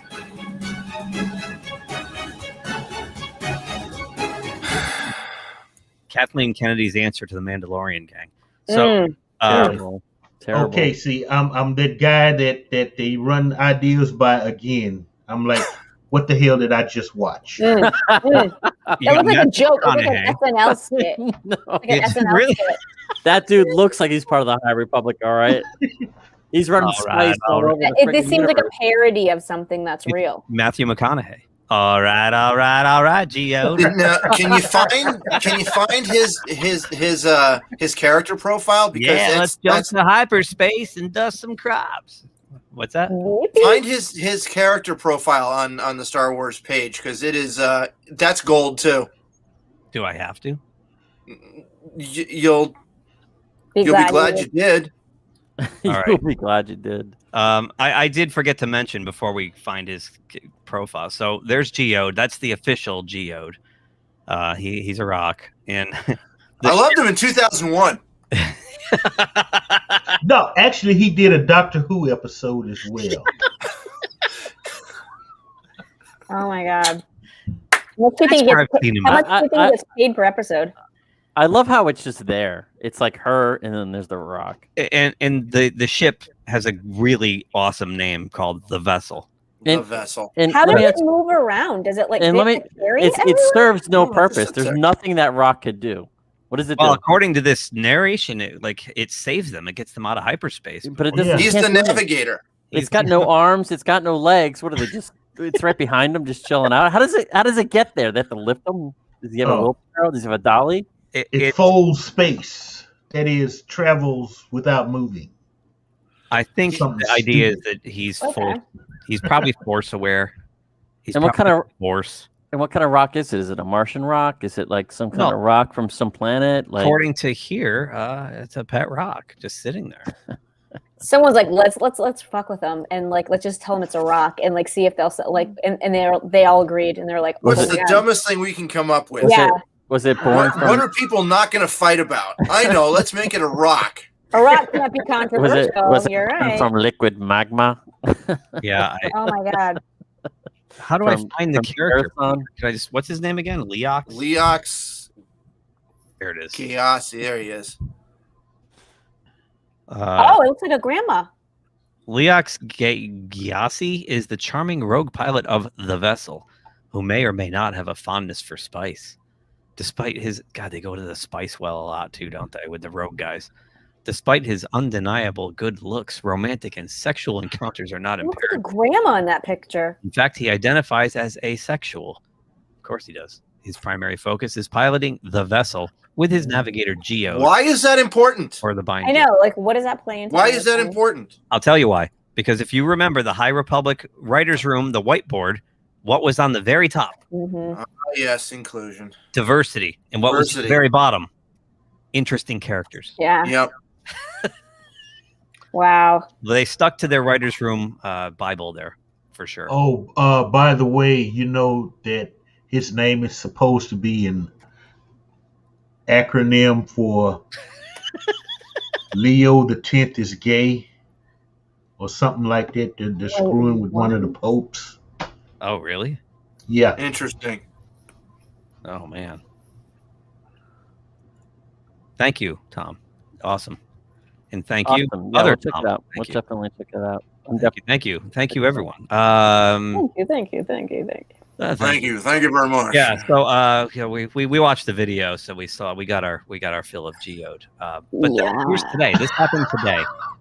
I fucking rock, man. How do you come up with this shit? That's what I mean. Like, there must have been some edibles eaten before that meeting. No, really. I mean, what won't they fight about? I know. Let's make it a rock.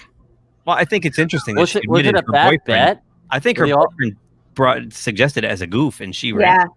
A rock can be anything you want it to be. You know what I mean? That's right.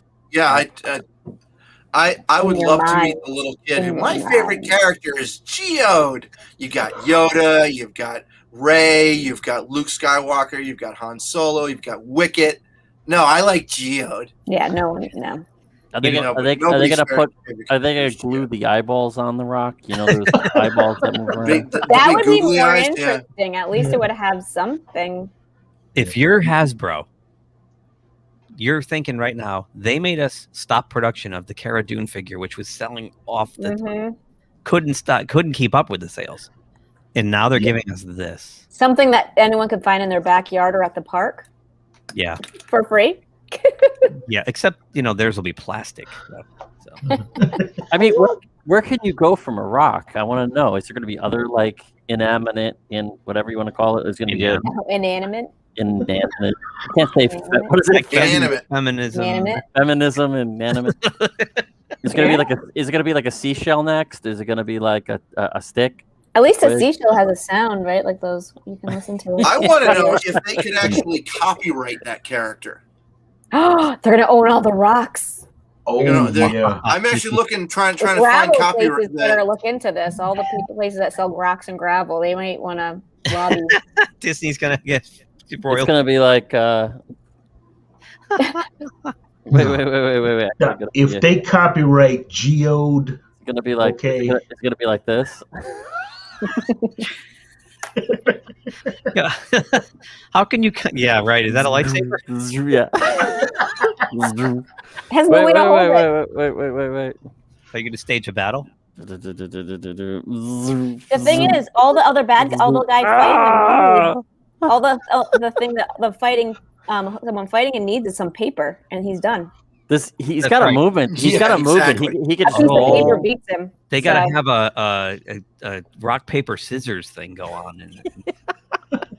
Paper. I mean, really, all you could do is. They could go to one of those casino planets where they have a rock paper scissors competition with Geode against I don't know, Papyrus and Nipple. Scissorhead. Papyrus. God damn it. Colonel Scissorhead. Lucasfilm, your creative bankruptcy is so entertaining. Where can you go from here? Let's see. Jesus Christ. So I saw this happen today. I was getting show prep done, and I saw Lorena tweet, because Lorena was on the call today, the shareholders call. She said, she tweeted, "Oh my God, somebody just asked Bob Chapek why he fired Gina Carano, or about the Gina Carano thing." And he didn't really answer the question. He kind of ducked around it. So there were two questions like that. Yeah. So I'm trying to find it was a stockholder. The stockholder speaking during the Q&A portion of Disney's annual shareholder meeting noted the co-stars Pedro Pascal and Gina Carano both controversially referenced Nazi Germany in social media comments, but only she was removed. What about the Disney blacklist, he asked. Chapek didn't speak to the Carano incident directly, but said Disney stands for values that are universal: respect, decency, integrity, and inclusion, and we seek to have the content that we make reflective of the rich diversity of the world we live in, and I think that's a world we should all live in harmony and peace. Thank you, China, for letting us shoot next to your concentration camps. He left that part out. Yeah, so, I mean, way to duck the question completely. That was a poor duck, actually. Yeah, but, I think what's interesting is this is a stockholder. This is a shareholder. Now, so they're paying attention. If the shareholders know about this and are basically accusing them of having double standards, that does not bode well for them. I mean, you could be someone that holds one share in Disney and probably get on that call. So it could be one share. It could be a fan. I mean, a lot of fans probably. Yeah. It could be. It could be. Like Lorena, more likely. She only has two shares, but but that might not be the only shareholder paying attention to this. I mean, it's got to be. I mean, because look at what this COVID has done. I mean, half the parks are shut down. Okay, and they're putting all this emphasis just on streaming. So, people are wondering, what are you doing with my money? Even if it's only a couple of $100 for one share, I'd be like, what the hell are you doing with my money? Right. I agree. The investors are the wild card here. And I don't know. I can't. Doomcock put out a new video this afternoon. Where some source that he has at Lucasfilm, and I have a suspicion, I think I know who it is, and said that basically Kathleen Kennedy didn't come in to ruin Star Wars, but she did want to make it her own. She wanted to basically excise everything George Lucas did and put her own stamp on it.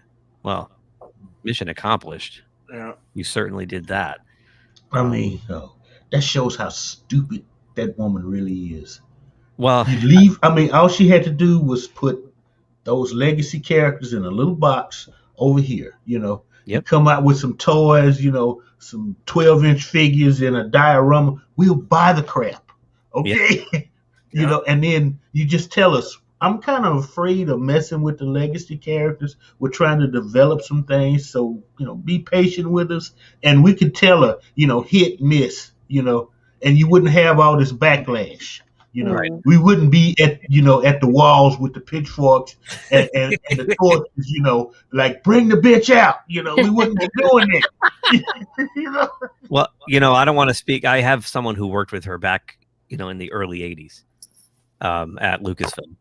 And I don't want to speak for him, but he's not ever he's never praised her. Let's put it that way. and from what Doomcock is reporting, this person is telling him that she basically thinks that Lucas and Spielberg held her down. And most of the ideas in Star Wars and Indiana Jones were hers, and they stole them. And she's delusional. She's completely delusional. And it kind of goes along with what I've heard secondhand. I'm going to get this person on soon. And he seems like he's willing to spill his guts about what he's seen and heard from her. I'm always curious to know. If you want the story behind those first 3 movies, there was a documentary on the history of science fiction. They covered Star Wars in that.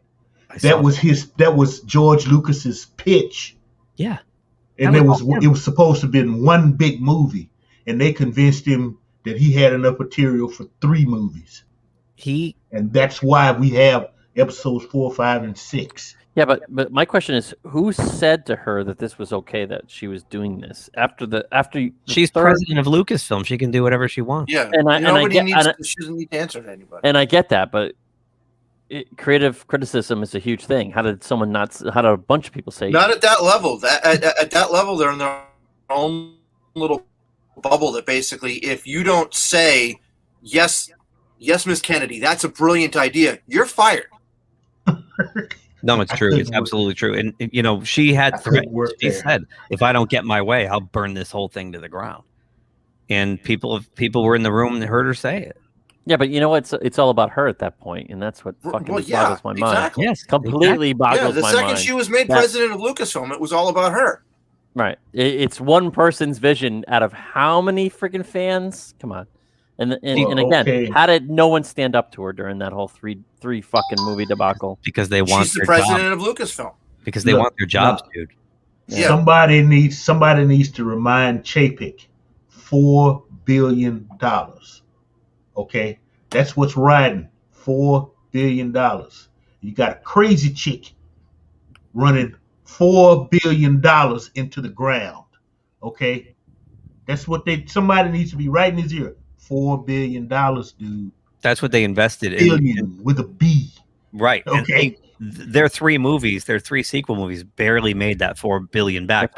That's right. $4 billion has to amortize, so they're actually losing money. Just taking their money back. But can you imagine if the season finale of Mandalorian was actually in a movie? Okay, that would have fucking boom. Oh yeah, that would have been huge. I mean, she would have been shown the fucking door if it was a blockbuster film. Well, no, she'd take all the credit for it. Well, not if she. I mean, there's also part of Doomcock's thing is that this person at Lucasfilm said they're not done. Her goal is to get rid of Jon Favreau. So it's not going to happen. He's the golden child right now. Oh no, dude, you're not getting it. Whatever she wants, she can ultimately get. Unless the Bobs let her go. And they're not going to let her go until her contract is up. There's going to be pitchforks and fucking torches outside her house. She's going to take out Rosario Dawson next, and then she's going to take out Carl Weathers. Oh, she doesn't care. She hates the fans. She has said that she hates and resents the fans because they did not accept Rey with open arms as the bestest character ever. Because they rejected her ideas, they have therefore rejected her. Carl's coming for her, man. And she does not like the fans. She thinks that the fan base are a bunch of losers. So let them hate her. Oh yeah, she hates them right back. We're the losers. We buy the videos and the merchandise, and we dress up like our favorite Jedi, and we buy all this crap with Lucasfilm logos all over it, and we're the problem. Yeah. Yep. We're the ones that are keeping her ass in diamonds. Okay. Yeah. That's what she's got to. I mean, that's what she's got to realize. Yeah, it just amazes me that she has such a foothold. Yeah. See, and from what you were saying, it's gotta happen. Something's gotta happen. Yeah. Something's gotta From what you were saying, if she knows she's not going to get a contract extension the day before she leaves, all of those people she could get rid of them. Yeah. You know, Night of the Long Knives the day before she has to leave. Yeah. Yeah. So, And- and it's funny because, Yellow Flash did a couple videos today. A bunch of people, they're all starting to suspect what we've been saying, Pete, since the summer, that she's got dirt on these guys. Yeah, She's that's the got dirt only on thing. Stu Bobs. It's obvious at this point. Let's move on. Yes, we can talk about this for hours. Lucasfilm's awesome. We could do a whole night on Lucasfilm because it's just do a month on it. They give us content, and that's what we need, right? Superman and Lois going on hiatus. Did the show? Did it just start? I hear. Well, yeah. Here's the reason. Let me. I think I hear Edson. Edson. Hey there. You missed. I heard you coming in. Shenanigans. I think this is a bunch of shenanigans. High five. It's like everything else blaming COVID for everything. Give me a freaking break. No, this is true. They weren't able to shoot enough of it, so Then it's. why did they start it? Why didn't they just wait until May? Well, a lot of these CW shows have done this in the past. They put 6 or 7. Well, they're gonna lose me as a viewer because I hate when they do that shit. I've like left shows because of that. When they decide they're gonna move a show to a different day because like they're getting ratings for that day and they want to put some shit show at that time and then try to like trick you into watching it. Right. I hate that. As a viewer, that pisses me off. Then you would hate collecting for Image. Oh my god! Yeah, could go like a year between issues. No, that's different. That's What was that? different What was that than series? That's in 10 grand. The Straczynski series. Oh, that took waited, like what? Oh. 2-3 years for like 10 issues. Yeah, I mean, this is like what you're gonna put Image has the worst. episodes on It's and the then worst. a break for like 2 months. Well, no, No, yeah, Stacey, I agree with you, but it is a good comparison with a comic book series because the next time you get an issue, you're like, what happened the last time? Yeah. You have to go back and reread your first 3 issues. Yeah, no, Image is notorious for doing that, Stacey. You'll get into an Image comic hardcore, and you have to fucking wait like 6 months. And you're like, yeah, that's annoying. I agree with you about the show, though. It's annoying. You're better off just starting it later and then being able to watch it consecutively. Yeah. To have a week off in between is one thing, but to have like 2 months in between, that's stupid. So it's going to go to the end of the month, March 30th, and then it'll return May 18th. Wow, that's my brother's birthday. Season will be what's left of Supergirl. That is Jason B's birthday. They're trying to like trick you into watching something you don't really want to watch because you're kind of getting used to watching. It's fine because I watch it on demand anyway. So. Which is great. Actually, I've been watching them on the CW app too, the day later, and me too. They're extended cuts, which is nice. Oh, really? I didn't even notice. I just Yeah. do. I just like There's like 12 extra minutes in there. Oh, really? Yeah. So the ratings are in for the first 2 episodes, and the first one did very, very well, and the demo got a 0.37, but basically almost 1.8 million viewers. A little drop off the next week, went down to 0.27 in the demo, and 1.2 million. I thought the second episode was awesome. It had a lot more Superman in it. It had a nice. I like where they're going with it. I was surprised, and it was good. It's liked it. amazing because the tone is perfect. Mhm. It looks feels very like Christopher Reeve. That's what I was going. Right. Yep. I mean, that first 5 minutes of the pilot was awesome. Like, I had this huge smile on my face. I'm like, this is Superman. He's squeaky clean Boy Scout. That's It him. was a little much for me when I have to say I did this last week. I like definitely had to push myself through the very beginning because his like super duper extra whenever he said and you put that in the open, oh, that's great. My mom made it for me. I was That's "Ugh." Superman. That's it was too much. It is too much. Superman. Yeah, that's but what he is. That's Superman. That's Clark Okay, Kent. I guess I don't like Clark Kent. Superman. That's No. I guess I'm not a Superman fan then. That is Superman. He's I like my superheroes snarky and dark. I guess. no. And- Superman and- has never See, been but dark. he told the truth when he said that his mother did make the suit for him. Exactly. Yep. Yeah, he's like a Boy Scout. He grew up No, in. I mean, I get that. You can be that way. And, I'm not saying he has to be dark and dour and whatever. It was just little over the line, cheesy dork. Like I have to disagree because when he said that, I went, they nailed it. I was like, ugh. Nailed it. I'm like, am I going to continue watching this? That's Stacey, when's the last time you watched the original Superman movie from 1978? I have no interest in watching that. Doesn't but that's what it's paying homage to, right? Yeah. Which that Superman movie, but that's still my opinion. You know, no, I know that's your opinion. It is, and that's fine, whatever. But that's the reason why they did that. That's the reason why they did that. It didn't seem as cornily cheesy after like the first after that part where his mom dies at the beginning, and it felt like a Lifetime Hallmark movie for a few minutes. After that, after they got about halfway through, they got me, and then I was like, okay, I can handle him being nice and friendly and happy and outgoing. It was just a step too far for me. That's my opinion. That's just my opinion. But that female He's character, a farm boy. I mean, but that female character is Margaret Kidder. Yeah, That's her. That's her to a T. She was playing her to a T. What the hell are you talking about? Who? Lois Lane. I never even say anything about Lois. I liked Lois. I liked her. No. I'm saying her character is playing the character from the 1978 movie. Okay. Stacey, I actually agree with you in the whole thing. It's why I've never been a big Superman fan, but I recognize that they were trying to stay true to who he always was. Yeah. I've never been a big Superman fan, and it's true. And I agree with you about that. So. I do like Superman, and this is the tone of Superman. This is who he is. It is. Because he's supposed to be the complete antithesis of Batman. Right. But they are. And your reaction actually proves a theory I have as to why they have not made a proper Superman movie in a long time. You have to make him like that. He's got to be this farm boy, nerd, kind of Republican, church-going person. Yep. Because that's Clark Kent. That's who raised, his John and Martha, that's how they raised him. Yes. That's why he can be Superman and not end up king of the world. Right. Yeah, but because of that upbringing. They are paying homage to the original movie. I mean, when I watch it feels like the original Superman the movie. Right. This is a nice incarnation of it because it really it nails the tone completely. You got to watch it. I'm just saying. I don't know. Meanwhile.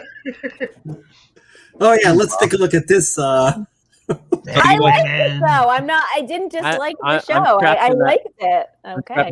What's amazing too, and you saw in the opening video, I juxtaposed Batwoman and Superman. Right?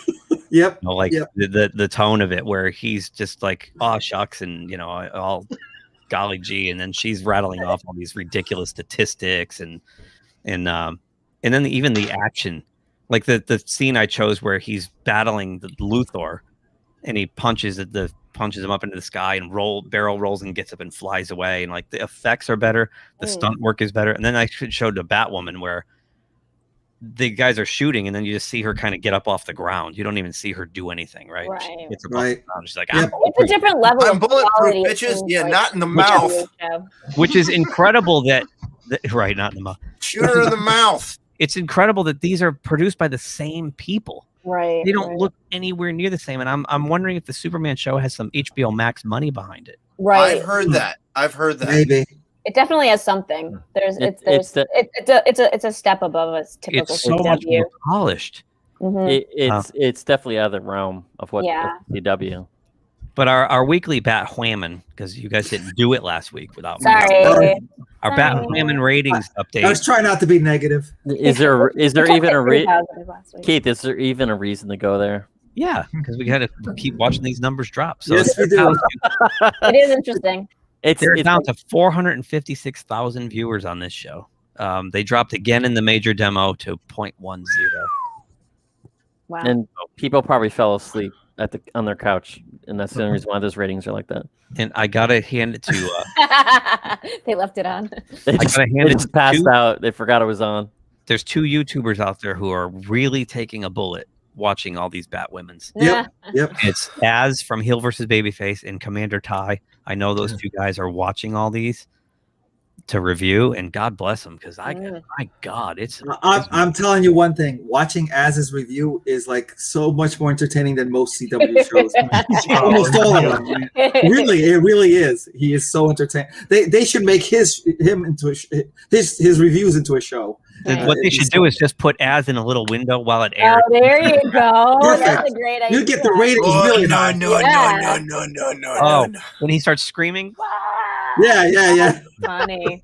Tell me that he'll just about go frame by frame. Yeah, that's awesome. His review is almost as long as the show itself. Yes, it is. Yep. Yeah. Tell me it's not renewed for a third season. It is. It is. Of course it is. Why? It is. Jesus. Yeah. I don't know.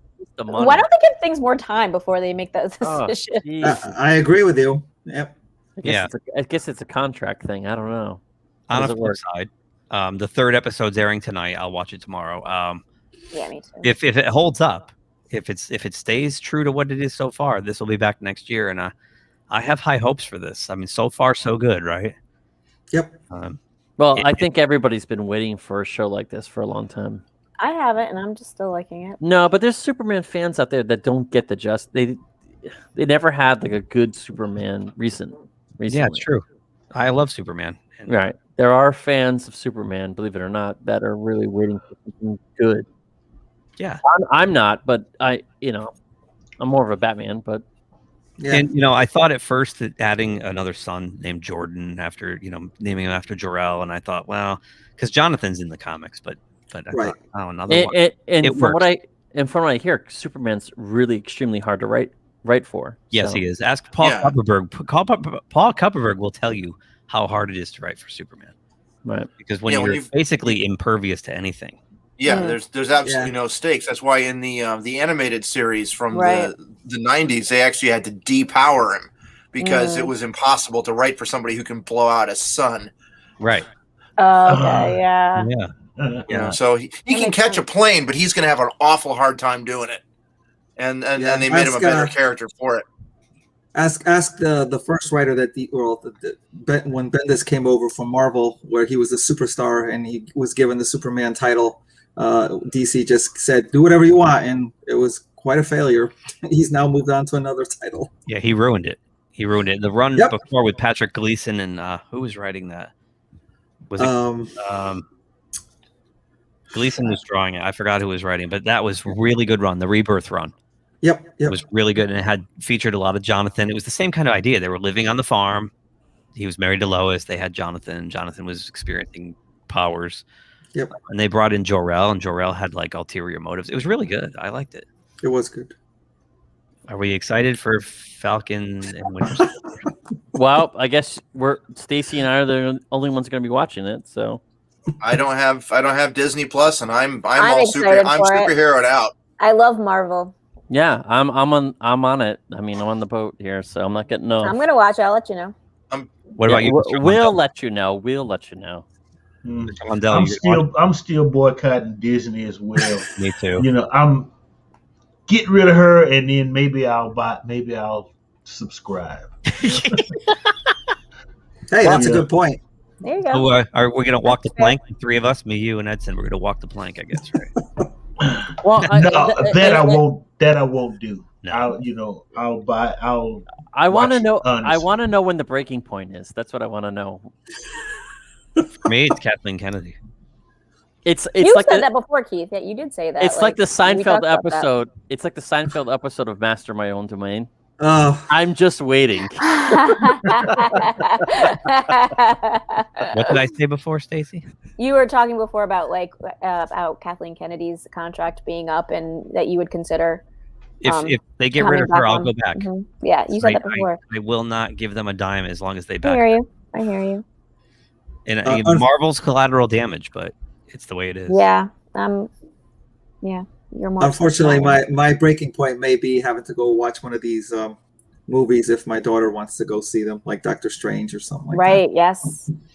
If she wants to go, I'll definitely go with her. But yeah. Nice excuse, Edson. Oh, that's right. Black There's Widow's another coming out, Strange man. coming out. Black Widow. That's a good one. Yeah. Good Yeah, point. you can't not see Black Widow, man. Of course, that should have been it should have been out like 10 years ago. So you're kind of going. It's Yeah. like a flashback. Now, which pirates are we talking about? The all-female pirates? Oh. What? Yeah, I'm not they're watching doing that. an all-female Pirates of the Caribbean because I stopped watching Pirates of the Caribbean after like the third one, so I'm good. Yeah. No, and I have no interest in any other ones. To be until honest with you. Kathleen Kennedy's gone, Disney, they don't get a penny from me. I'm done with Disney until they get rid of her. What happens if your daughter wants to go to Disney World, though? I'll ask her mother to spot me the cash. Nice. But you got to eat and drink in there. Yeah. No, he doesn't. I don't. She might have to, but I don't. Yeah, you definitely. I thought it was a rite of passage for every kid to go to. She's been there before. She went with her Okay, mom. then you don't have to go back. She wants to go back. Simpsons is good for season 33, but she wants to go to Universal first because she wants to go on the Jurassic World stuff. Nice. That's what I. Yeah, good that's for her. In Harry Potter. Harry Yeah. So Simpsons renewed for 33 and 34. Why? Why? Who's watching it? Is anybody watching I never watched. I didn't even realize this was still on. Yeah, It's that's still a on. lie. Yeah. I'm not watching. Why is it still on? I don't know. I I mean, mean, I have. Yeah. I heard Tom Connors talking about this the other night, and he said something like it was on one night, and he just watched it because it was on. Mm-hmm. And like Homer and Marge were like getting it on in mattress store, like they were everywhere they went, and he's like, "This isn't The Simpsons. No. It's just pull the plug on this damn thing." Yeah. The best why? episode of The Simpsons I saw was when they were on Family Guy. Or South Park. Simpsons did it. Yeah, no, but they had such jokes like, "Don't drink the water; it looks like everybody's got hepatitis." Yeah, well, yeah, right. But yeah, they really wrote The Simpsons rather well on that episode. Yeah. But and I heard they've made Lisa into a super activist these days now. Well, she always kind of was anyway. She always was, but it's like really bad now. Like somebody put a video up like with some of the lines that she's been saying lately. Oh God. Yeah, I'm not watching it. I don't. I haven't watched this in 15 years. Yeah, Or more. same. It's been on Fox forever, right? Yeah. Yeah. Since the beginning. I was a sophomore in high school when this show, when the Christmas episode aired. So Well, yes, I remember, it's like, been we a used very to watch. long We used time. to watch the Tracy Ullman show, and they would Yes. have Yeah. little bits before, and that's when we started. And then that was before. Jesus Christ, I can't believe it's that close. Yeah, I was probably. I'm so old. It's people. so old. I was Yikes. probably a preteen when that started. Yikes. Yes, It was so primitive too, like the originals, like. And Homer wasn't as big of a dipshit. Like he was kind of doofy, but he was smarter in the beginning. He was. The first season or two, the focus of the show was Bart. Mm-hmm. It was Bart was a troublemaker. Yeah. He said, "Eat my shorts," and but people were like, "Can you believe they get away with that?" And then they clearly figured out somewhere along the line that they were going to run out of material quickly. Right. And to make Homer the bumbling fool and Mm-hmm. change the focus of the show worked better for them. But yeah. Well, they did a bunch of spin-off stuff too, like Futurama, which Futurama wasn't a spinoff. It wasn't. It's just the same. No, I it was thought the same Futurama creative was the- team, but no. Yes, that's what I meant. I meant same creative team. I mean, they've done this before. They could just start another show Or not, or just go retire. or just retire it. Right. I think at this point they're doing it almost as a goof. Like, let's see how far we can push it. Probably. They're waiting for the network to say we're done with you. I don't think I've seen a new Simpson episode like in a decade. Yeah, So- yeah. It kind of reminds me of what Trey and Matt are going through with South Park. Like Oh. they want South Park canceled. Dude, They don't want I've been watching South Park lately, and we were just discussing this in my family. Like, I cannot believe they are not on the chopping block. Like with the stuff that they do. They're trying to Still, get canceled. How are they? Like yeah. They It's- said like 5 or 10 years ago, it's like still pretty friggin' hilarious. Some Oh, of it the is. It's episodes one of the are smartest shows on so television once you funny. get past all the dick jokes. But And it's just insane what they get away with. I can't believe in this climate right now, they are getting away with the shit that they're getting away with. Or know they're why? saying it. No, why? Please tell me. I want to know why. Because I think the answer was right in the open with Bill Maher and stuff. When you don't apologize and you don't bend a knee, Yeah. and you push back, Well, they don't come after Quentin Tarantino. You're right. Yeah. Why are they not coming after Quentin Tarantino? Yeah, that's a good question. Because you're not like getting them. There's no gotcha in that. Because Quentin Tarantino is going to say, "Yeah, blow it out your ass." Exactly. Well, it's the same thing with Cobra Kai. I mean, they've right a little bit too. But Trey and Matt have said that like they were going to push it as hard as they can because they want it to get canceled. Really interesting. They don't want to pull the plug on the show. They want the plug pulled on them. Yeah, but it's a niche audience too, right? I mean, they're on Comedy Central. They're not on anything bigger. Yeah, than but there are episodes that air of The Office on Comedy Central, and they can't say things like gay.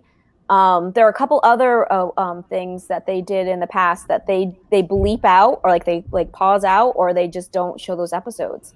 Yep. And it's really, and that's on Comedy Central. Yeah, they've only gotten censored once, from what I remember. If I remember correctly, that was when they were going to show a cartoon Muhammad, and the Comedy Central said, "Oh, no." I watched an episode the other day. I don't know what year it came out. It's funny because a lot of them are timeless. Like they could have just come out. They come out like 10 years ago. But there was an episode where Timmy, that character alone, like you're just like, I cannot believe you're allowed to be on air. But Timmy like started like an Uber type thing with his wheelchair was hooked up to a wagon, and he's like wagoning people around, and he's trying to raise money for like the special needs camp. So there's a boy from the special needs camp who's like his enemy, who I'm thinking is has Down syndrome, and then his big buddy, and they're like his nemesis, and they're trying to get him. It's like funny thing about that one, they never make fun of Timmy. They never make fun of Timmy. He's fair game as everybody else, but they never pick on him for his disability. He's one of the gang. The character himself is like kind of, they never make fun of him for his disability. And the nemesis, they're actually Warner Brothers cartoons. They're actually yes. Yeah. Interesting. Well, and it's funny because like in the episode, like he starts like having people work for him, so it's like other adults riding around in wheelchairs, but they have their handicaps. Their cap is like, get out of my way! I have a handicap, and like it's just these jokes that it's just like I'm like, oh my god, they just said that. Like this is happening right now, and I'm like, I can't believe it. Because he succeeds. You're right. Yeah, I guess that's it. That's how Cartman can get away with being an incredible racist, is because he loses almost every time. Right. Yeah, that's true. But still, rarely wins. We know that cancel culture though we'll hear a phrase, or they'll take something out of context or whatever. So I would think it would be easy to do that with South Park, and they know that they can't defeat. They're fighting a losing battle. They can't take Trey and Matt on. Trey and Matt will bury them. I mean, I think that's the way like really strong comedians they are unapologetic generally. What the hell happened to Edson? Are you okay, buddy? Are you all right? Yeah, I'm fine. Okay. Just the camera. It looked like a lightsaber malfunction over there. Yeah. Wow. Holy shit. Oh, Did that just pass out or something? I know. Yeah. It's the return of Star Wars kid. Do we need to go back to Geode? No, I'm so glad you got through that story before becoming on. I wouldn't have made it through that. No way. The good thing about South Park though is that if you do make fun of them, you're probably going to be in an episode. Yeah, that's true. That's true. Right. Yeah, have they done an episode about cancel culture? Shut up and take it. Yeah. Hudson canceled himself. I was going to say that. I was trying to. Didn't work. So, Space Jam, Pepe Le Pew. Pepe Le Pew. Did you read the scene itself? Not really. Of the Pepe Le Pew now. The scene. No. So the scene was actually shot. It was partial live action. The Roger Rabbit thing. It was shot 2019, 2 years ago almost. Mm-hmm. It was a consent scene. It won't be released as part of current director Malcolm Lee's vision for the film, and the description of the film was released. The French skunk would have appeared in a black and white Casablanca-like Rick's Cafe sequence. Pepe is a bartender who starts hitting on a woman, Santo. I don't know, Santo. Pepe uses his typical arm kiss move without asking for consent first, leading the woman to pull back her arm and slam Pepe into the chair next to hers. The woman then splashes her drink on Pepe and slaps him so hard that his chair spins around until it's stopped by LeBron James's hand. I think that's appropriate, to be honest with you. He's been eating that all these years. Right? Like He's kind of gross. He's disgusting. It's not. Yeah, as a child, I felt he was gross. But it's not funny. He was gross. That doesn't sound funny though. That scene. No, it's not funny, but they cut it because it's problematic and promotes like true Fighting back. What? Well, that's the thing. The woman gets the upper hand, so I don't. Yeah, that's what I'm saying. Like that's a good. They should have Why left would it. that be a problem? That's a good thing. He got what was coming to him. But it gets worse because today, or yesterday, not only did they cut him from Space Jam, they've decided to shelve his character completely. Oh God! So He's a pervy skunk. Whatever. I mean, But are you gonna really like cry about this? Like, well, I'm not because I never found his cartoons interesting anyway. exactly. Yeah, me too. He was pretty cheesy. I never liked when his character came on. Like, It was when I watched Penelope the cat would get white paint spilled on her, and he thought, another and scum. try to get away from his squirming to get away from his disgustingness. No, but what she was getting away from was the smell, not necessarily him. I think it's one and the same right there. It was the smell, because you watch the cartoons, you would see like the cloud of the smell, and that's when she would go just limp and just kind of squirm away down the street, and he would play it like, oh, she's playing hard to get. Exactly. And he wouldn't would give be up. right back on her. Exactly. And if you notice, at the end of the cartoon, she would either submit or, something would happen. He would, sometimes the paint would get washed off, and he'd realize it was a cat. Yeah, right. It's a weird cartoon. I think it's just really, at the end of the day, I think it's just dated comedy. It's just dated comedy. I think that's a good way to classify it. I think Chuck Jones and Mendelsohn and those guys were on some serious drugs. Well, no, that's an old trope of the way people thought Frenchmen acted. Yes. Right. Yeah. Mm-hmm. Yeah. And this goes back to the cancel culture. I think they don't understand that because it's dated, it holds its place back then, but it doesn't hold its place now. It's fine. Trying to eliminate it, and that's again, we're going back to book burning kind of stuff. Right. I don't know. I don't think it rises to that level. I really don't. It's going to. I don't think so. I do. It's heading that way. Yeah. When you let the devil in the door. Yeah. It's just going to keep getting worse. Like once they get a little bit, they take more and more and more. Yeah, but some things need to be. It's already got. I think. I don't know. All they have to do is put a thing in the front. It's the same theory if you were to release All in the Family today as opposed to the late 70s or mid 70s. We've all seen All in the Family, right? Oh yeah. Mm-hmm. And we all laughed at All in the Family, right? I don't know. I never liked. I was a little too young for All in the Family, but I was too. I didn't like it. My grandparents watched it, but not because content. I thought he was a mean, grumpy man, and the lady's voice was annoying. Well, see, the Jeffersons were basically the same. That's right. I did watch the Jeffersons, though. Right. I have to say, it's just the black guy was the bigot. That's the only difference. The same thing. Yep. Yeah. Well, and that just showed us that bigotry comes in all shapes and colors. Well, absolutely. Archie never won either in those shows. Right. Archie, at the end of the episode, Archie was always made to look like he had egg in his face. So was George Jefferson too. Same thing. Well, he never won. Yeah. Jefferson was Archie's neighbor. That was a spin-off show. Mm-hmm. Yeah, they visited each other in the show. Yeah. Had a way better theme song, but now you went and made Gloria cry. But what I'm trying to say is that Gene Stapleton. But if you watch those shows back then, and they're brilliantly written. If you watch them, they're really done well. Norman Lear was yeah. So they're not done.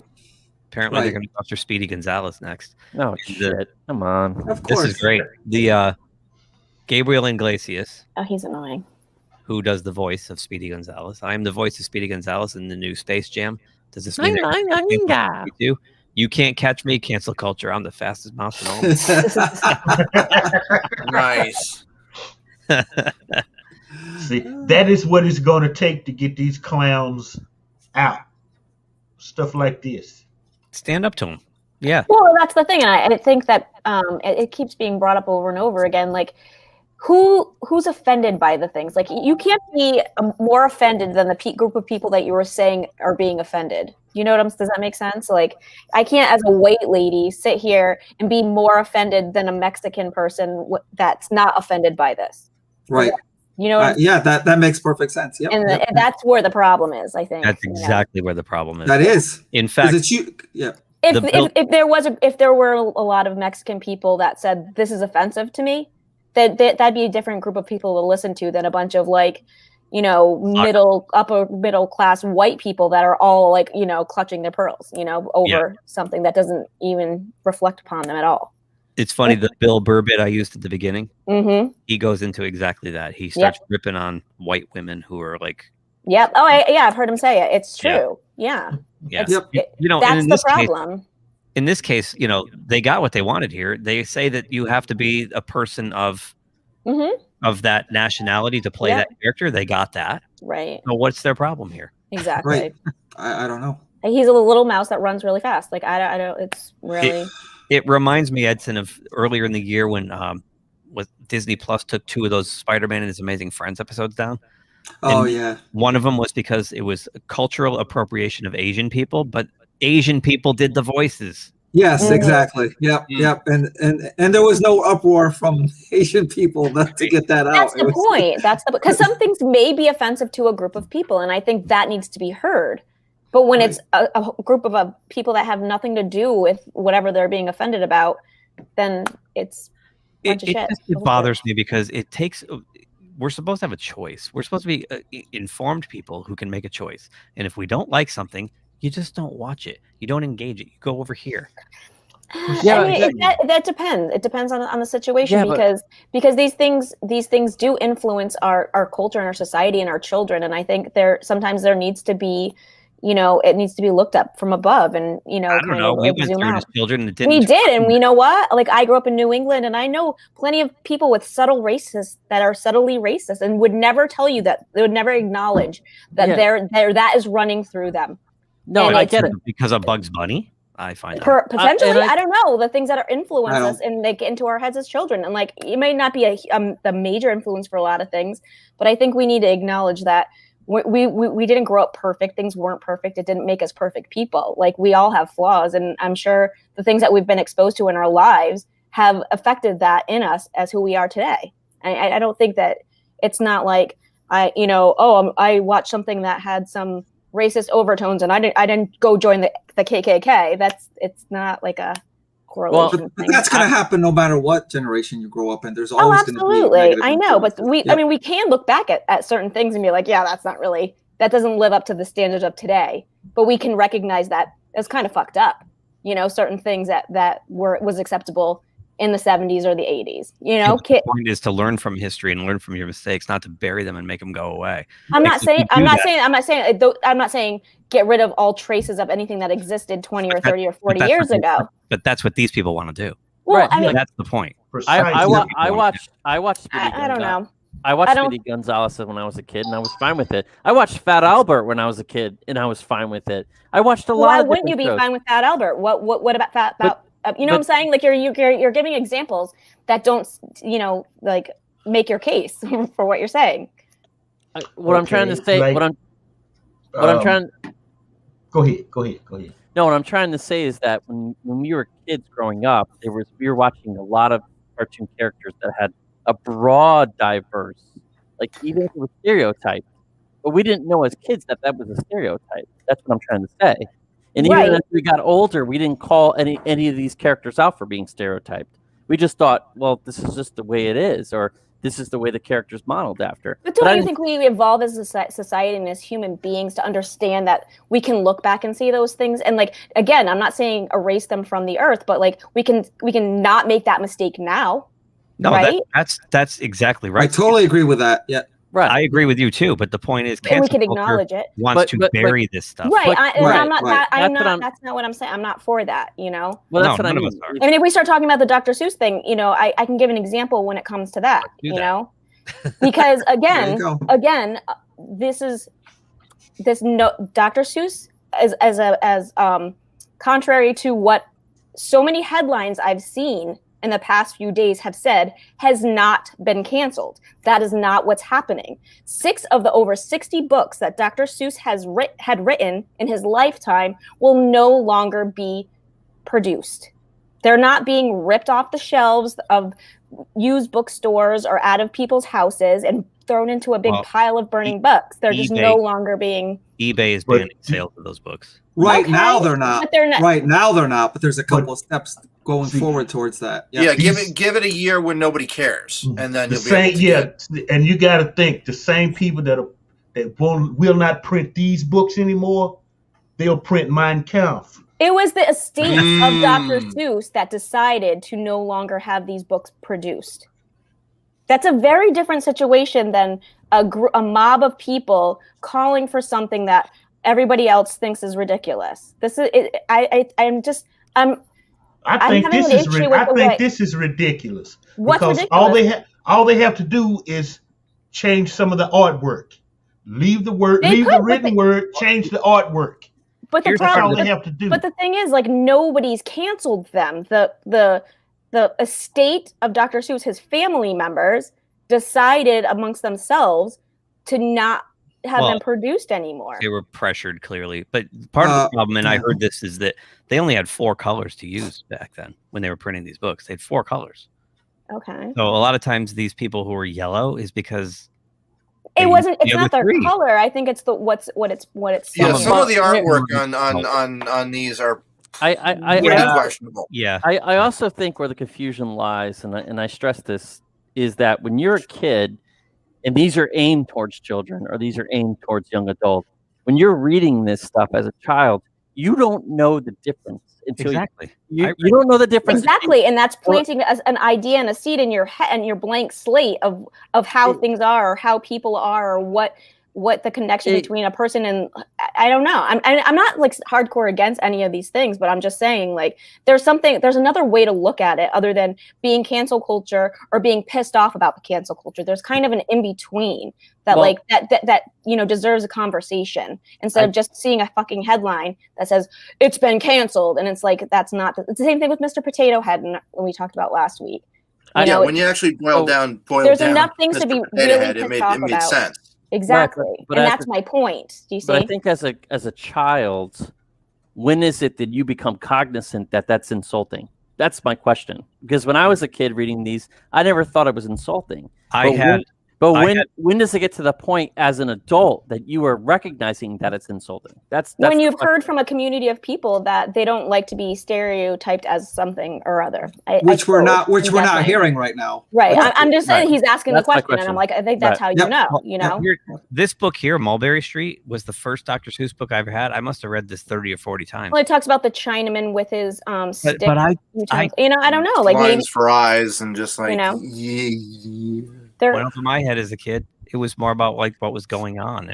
That's what I mean. When does it become cognizant that, oh, well, shit, that is insulting to somebody? Because when you're a kid, your mind doesn't really think like that. You're on another level, especially with your imagination. You imagine things a lot different than they really are. Insulting. And I don't always feel like it's necessarily like it's blatant. You know, it's like everything that we see and is affecting our brains, and like kind of, I was having a conversation today about, there was a point in time, I remember growing up, and like in everything that you watched, movies, TV shows, it was the blonde-haired lady was the beautiful bombshell in every scene, and the mousy brown-haired lady, and sometimes she would become the beautiful one, but like there was a time where I remember, like, if you saw a blonde woman, you would automatically assume that she was beautiful. Just, you wouldn't even see her yet. And that's just something that got into our brains as that's what's attractive. Like, does that make sense what I'm saying? Like, things get into our brains that we don't realize. And I'm not saying that this is specifically doing that, but we just have to acknowledge that's things affect us in the way we think about it. Stuff like that you blame on marketing. Right. Okay. Absolutely right, Mark. Yeah. Yes, I agree. That is a marketing thing. I just want to know in that same time frame, redheads, because of Lucille Ball, were crazy. Right, exactly. And but my point is that it just becomes so ubiquitous and kind of like background noise that we just accept these things into our brains without even realizing that they've affected us, or it's giving us a worldview or an opinion. It's all played. For years they were ramming this whole idea of what a woman should look like, and you got these young girls with they collect Barbie dolls and dysmorphia and all Right, yeah. Right.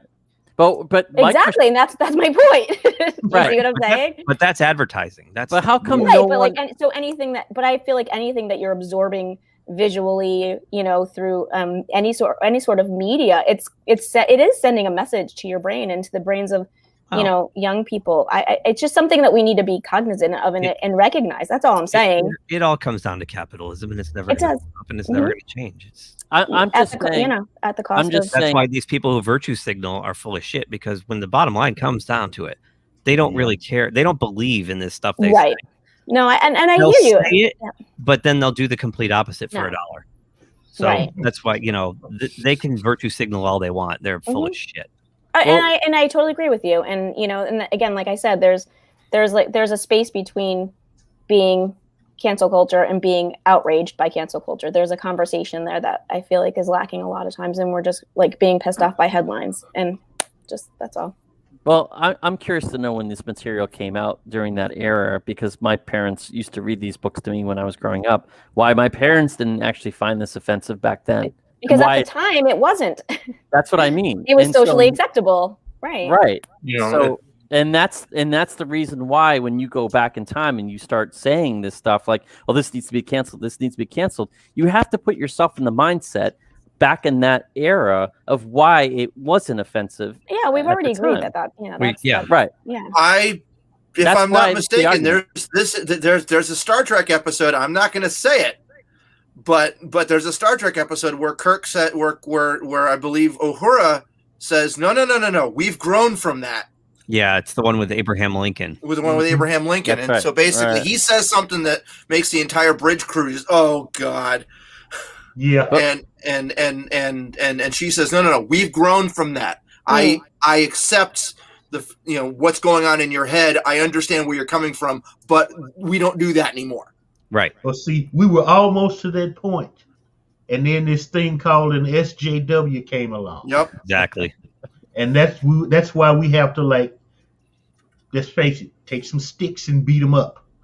And I always bring up the art analogy. When you go to any art museum, the Met, or you go to any art museum, and you go and see a painting and it's insulting somebody, that's a precious piece of art. It was painted back in that era to represent something. You're not going to take that piece of art down. It is what it is. Sometimes you're not going to take down the Mona Lisa because you're offended by it. Sometimes it is what it is. It's being there. offensive is actually part of the lesson. Right.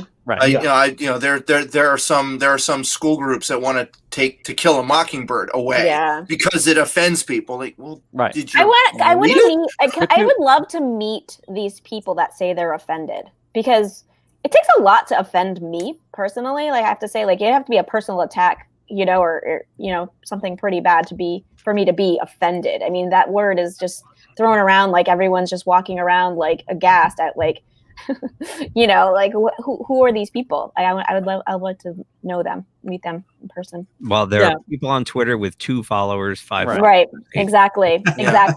And I don't think Dr. Seuss at the time was initially trying to insult people when he was doing these writings. Oh, clearly he wasn't. These characters don't even look like human beings. Right. Well, mostly, most of them. Right. Yeah. And that's what really bothers me. But what's really funny about this story is that Dr. Seuss or whatever company, I don't know, Dr. Seuss Incorporated or whatever they're called, they're the ones actually taking the books off the shelf. Yeah, It's because all they feel that that basically that's the 54 other plus books that he's written. Right. Yeah, they feel that this artwork is this is really offensive, and so they basically they took it upon themselves to say, okay, we're gonna pull the plug on these. I mean, there's all kinds of history of writers kind of rethinking where they're going, where what they've written in the future. Like Roald Dahl, when he had originally wrote the Oompa Loompas, they were pygmies, they're African pygmies, and he evolved over time from the time he wrote the book into when the movie was made and they became orange, little people, like, whatever, because like he did learn and he did, maybe he caved to the the right fighters on that side. I don't know at that time, but you Well, know. I know several Oompa Loompa people who are very upset with that portrayal. They are. I will personally apologize to them. I like seeing little people cast the movies. Well, I'm sorry. That was a really good debate. I like. Go ahead, Edson. No, I was going to say, Stacey, about what you're saying, it takes a lot to offend you, but people need to realize that a lot of things can offend you, but you don't have the right to just push your own, I feel like the word is fits shouldn't be you. offended. It should be something else. That's Right. I think But that's a my lot of point. things that happen A lot in of the things world bother me. I'm bothered. offend me.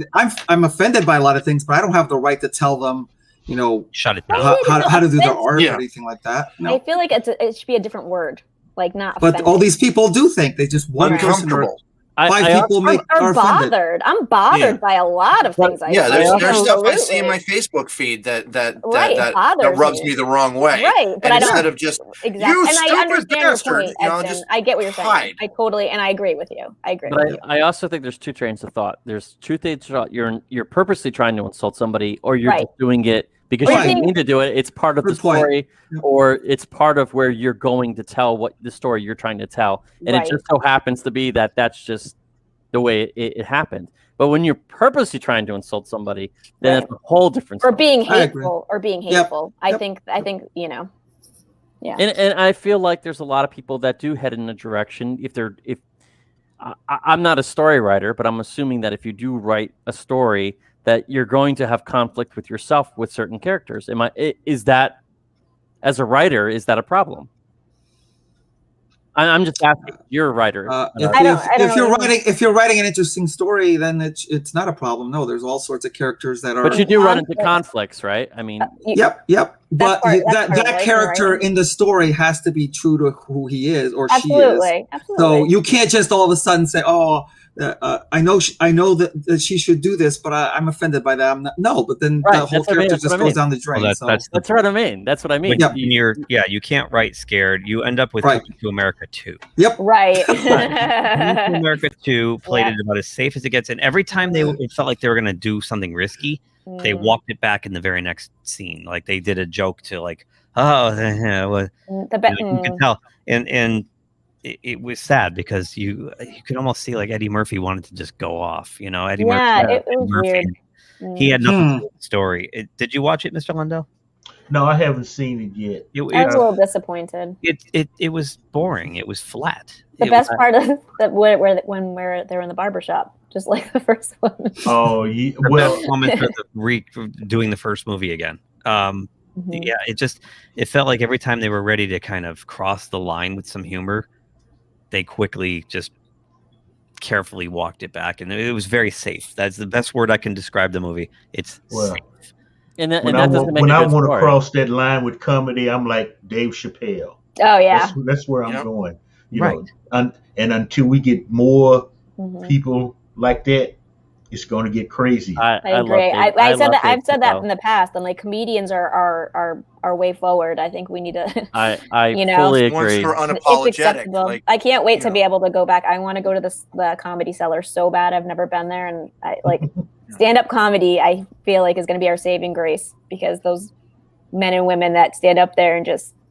It'll be the ones that are unapologetic, like absolutely. Trey Parker and Matt Stone, as long and as they Quentin don't Tarantino and that sort of thing. Dave Chappelle is another one. I mean, they're great He doesn't until apologize they to anybody. Get caught out like wanting to like jerk off in front of other comedians. I mean, but then you'll get canceled. and that's what I liked about the Chappelle show was that he was chicken nugget, aren't you? David Chappelle. You know who I'm talking about, right? Louis C.K. Like his whole thing. Oh yeah. Doesn't that offend you? So offended. No, but the Chappelle show was brilliant. It was brilliant back in the day. And the best comedy makes me cringe a little bit, but like in a good way. You know what I mean? Oh, God. I mean, those skits were brilliant. They're brilliant. Yeah. Oh, Dave Chappelle's awesome. And I don't know anybody that doesn't like the David Chappelle show or when it was out. I don't know anybody that doesn't. It's on again. And that's what made me sad watching Coming to America. Is I was a teenager when Eddie Murphy hit big. And then, I started my review. If you watched it, the first 6 years, he had hit after hit after hit. He was in Eddie everything. I loved Eddie Murphy. And then he kind of went away, and he'd come back, and he'd go away, and he'd come back. Away. And I was, he did SNL last year, and he said he's back, and he's going to do Beverly Hills Cop, and he's going to do the Coming to America. And I love Eddie Murphy, and it just he was so handcuffed in this movie. Yeah. Well, you remember about a year or so back, he threw a little half-assed apology out there because, you know, a lot of his stand-up was gay jokes. Right. And he dropped that F word about gays a lot.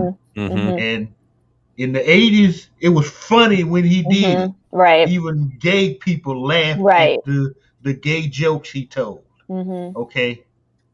And before he did that Dolomite movie, I guess he got afraid and said he needed to apologize so that people would go see the Dolomite movie. Right. You know, I'm like, okay. When I heard that, I knew he was messing up. Yeah, because back in the 80s, you're a comedian, you know, be funny. well, in the 80s, Cosby and Richard Cosby went after him. You know, clean up your act, and you're not Richard Pryor. Yeah. And he didn't. No want way. He didn't Oh want my to listen, God. but now Eddie Murphy delirious. Still Chris one of the- Rock, Eddie Murphy, and Richard Pryor, classics, dude. They don't need to change. classic Star Wars, all of us. Well, yeah. Disney Yeah, Star depends Wars. on what you First mean by three, that. second three, last three. I do like No. Rogue One. I'll give The it- episodes 1, 2, and 3 are pure Rogue One, genius because of 7, 8, and 9. Okay, right, Let's just- exactly. Exactly. Yeah, you're right. I'll take Attack of the Clones over The Last Jedi any day. Oh god, Yeah. Last Jedi's the worst. Well, it's Shakespeare compared to the last. Yeah. And I think the reason Rogue One worked is John Knoll had, you know, he came up with the story, and John Knoll is, I know John, he's a genius. And created. I just wish I loved Rogue One. I just wish the acting wasn't so stiff. The lead character was just Well, the characters were very vanilla. All of them were. Yeah. The best one was the robot. And when Yeah, the best one. I love that. Robot's the best character. and the samurai guy. It's true. I love the robot. Yeah, the blind guy. The blind guy was good too. And Oh yeah. and I And did the- like the villain, Krennic. But other than that, but it was a fun movie. It felt more like Star Wars than any of the sequels. Yeah, That's true. and it was the perfect segue into the original trilogy Yeah. Mhm. because they took just one sentence out of that opening crawl and made a movie out of it. You're right. Yep. Yeah, and it's funny. I guess the genesis was, you know, because John Knoll works at ILM and he created Adobe Photoshop. And he was just kicking around. And he said, you know, wouldn't it be cool to tell the story of how they stole those Death Star plans? And all the people were like, hey, you should pitch that. And he's like, nah. And he said, no, go pitch it. And he did. And he made it a movie. So, yeah. Turned out You know, to it's the kind best of one of the 5 they made. It's kind of funny too because I feel like Star Wars is so ingrained into our culture that it's never going to go away. I'll give it time. Yeah, Kathleen doing her best to make it go away. Yeah, I don't think so. I mean, to me, I feel like it's going to be like, you know, Jude, Kathleen's watching right now. She just said, hold my beer. Yeah, give it time. Enough people will stop liking it. I used to feel that way about Star Trek. Okay, Doctor Who. but- There's another one. It's but like the best thing about Star Trek is you could watch everything on Netflix right now. You can watch every series on Netflix. I mean, I've and got still all enjoy the it. movies. I've got all the original movies. he's a on my fan wall of Star here. Trek. You got a freaking Klingon see, bat I got a lift behind freaking you, bat man. lift in back. You got a bat lift behind you, and I was Well- going to ask if you knew how to use that thing. Doctor Who was I'm a learning. British. Doctor Who was a British icon. I mean, you know, that was basically if you were British, you like tea and you like Doctor Who. And now look at it. It's, you know, people are leaving the BBC in droves because they absolutely can't stand what they've done to their classic programming. True. Give it time. They will destroy Star Wars to the point where nobody cares. Nobody's buying the toys. No, all the merchandise is just sitting there. Except for Mando stuff. Except for the Mandalorian. But give it time. If once they get rid of stuff that people like, Yeah, Star Wars will go away. but I think Who Westerns is used to be probably- big. I They're think not Doctor popular Who is anymore. Easily fixed, though. Just you can take one of the original episodes, like An Unearthly Child or Time Meddler, and make it a feature movie, and I think you can save Doctor Who. You got to get rid of Chris Chibnall first. Yeah, that's part of the plan. You shoot him first. Part of the plan. That's part of the plan. You get him out the door first, and just get somebody that just take the original script for like the time meddler. Sure. Same thing with Star Trek, especially the Next Generation. The movies they made, some of those episodes, the two-parters, were much better. Would have been much better theatrical movies than the actual movies they made. So many. Yeah, but now Star Trek's got the secret bad robot problem. Right, I understand. And it looks like they're going to get extended. The window's passed. Yeah. Like I said, westerns used to be the big thing, and now find me one. There's some good ones still. No, I'm not saying that they aren't good, but they used to be so popular that they were all over television. Hell, Star Trek even had to compare itself to a western. Right.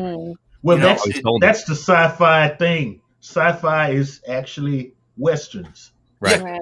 Yeah, but the guy in the white hat, the guy in the black hat, you could tell that was so incredibly popular that there were westerns all over the movies, all over the TV, and now it's not. Give it time; it will go away. Well, I don't know. That's more of a franchise than a genre. I feel like the sci-fi genre is here. No, to stay. science fiction will always stay. Right. Science fiction will always stay, but. I mean, the Mandalorian is a modern Western. It's a Western. It feels like one of those Clint Eastwood spaghetti Westerns. He's a drifter and he goes in and out of these towns and saves the day and moves on. Yes, it's full of dollars all over. But totally, right? Totally. I agree. Like everything else, full of credits. Like everything else, if someone brings it into the right direction, Star Wars will make a comeback. If not, then they'll just Yep. Well, the problem, the core problem with all these the Star Trek, Star Wars, and Doctor Who is the same problem. Yep. The person at the top, the showrunner, has no respect and or idea what they're dealing with. Yeah. They don't understand the property that they have, and they think they can just put that name on it. Supposedly, big fan. He was like president of the fan club when he was a kid.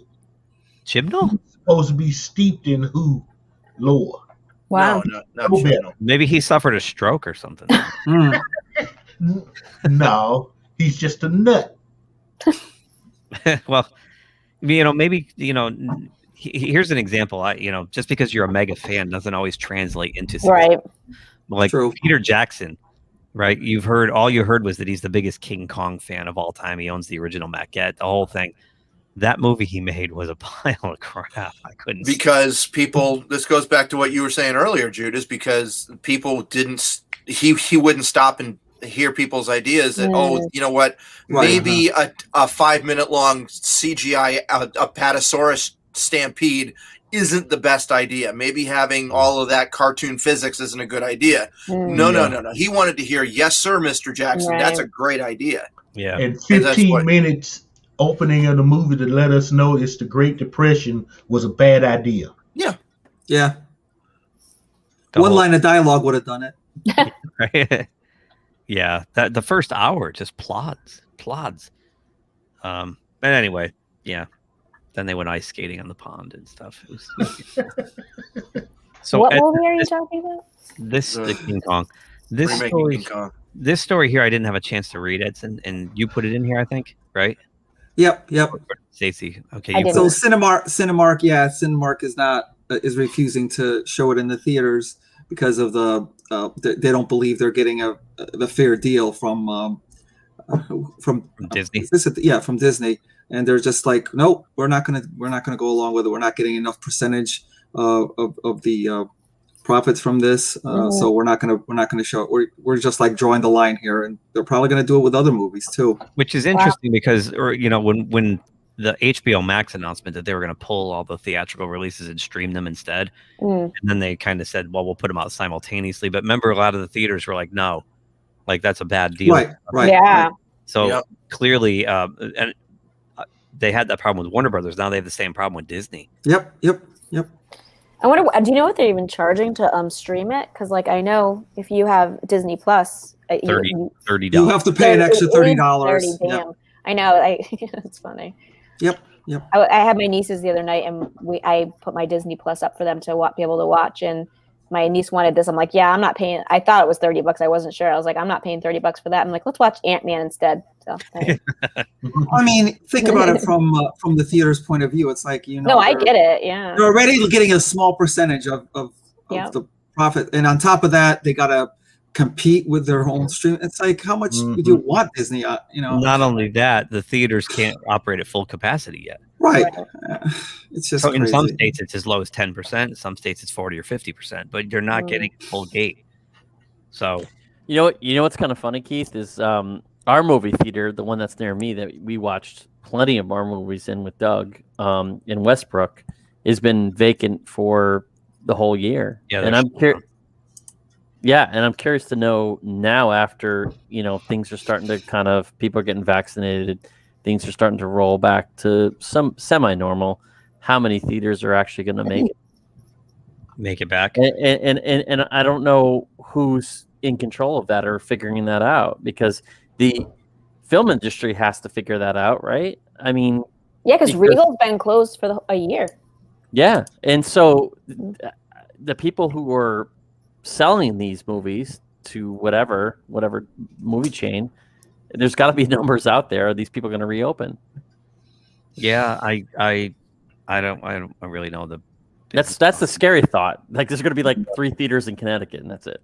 Yeah, that one might close. They weren't doing good business before the coup. It was such a great movie theater, though, because it was never packed. It was never full. No, but it was awesome. You would go there on the premiere night, and you never had to wait in line. It was great. Yeah, that's a problem. That is a problem. Like Avengers, Yeah. the first Avengers came out, and we went opening night to the 7 o'clock. Pete, you were there.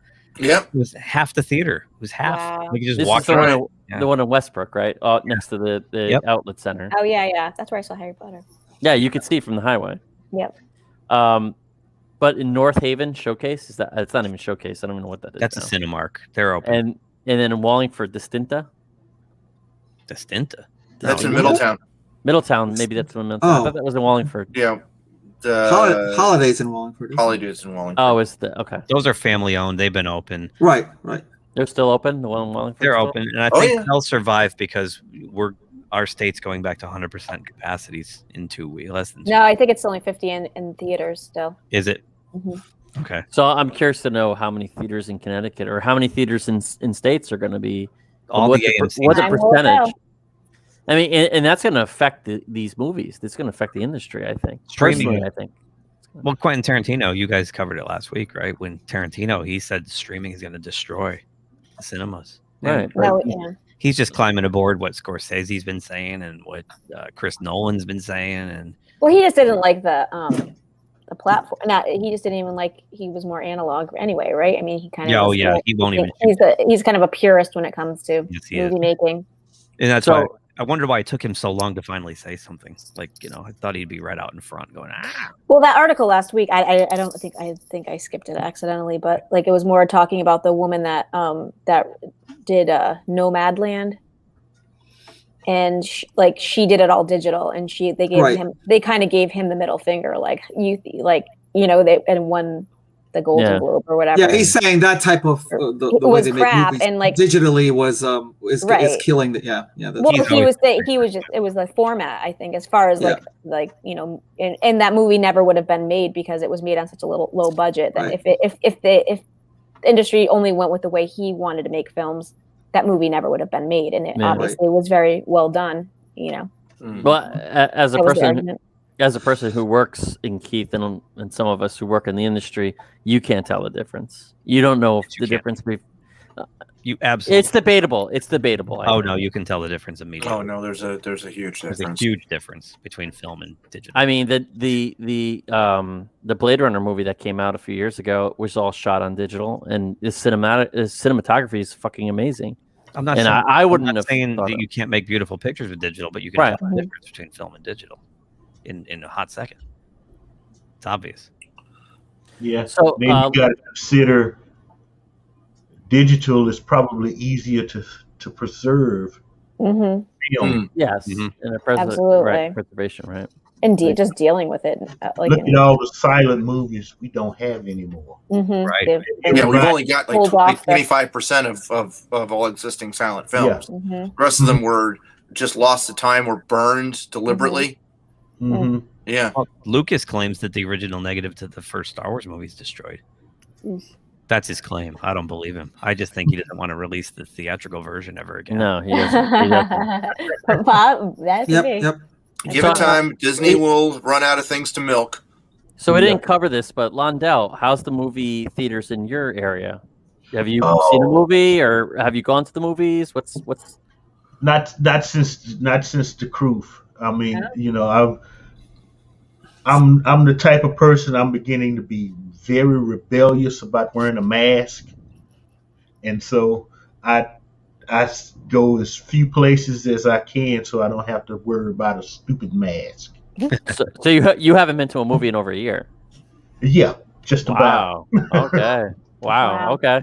And you're a movie buff, obviously. Yeah. But it's it's worth it for me. I'll wear 2 masks if I have to. It's that stubborn independent streak. Okay. Last year it was 2 weeks to the Lord to end the curve. A year ago. Yeah.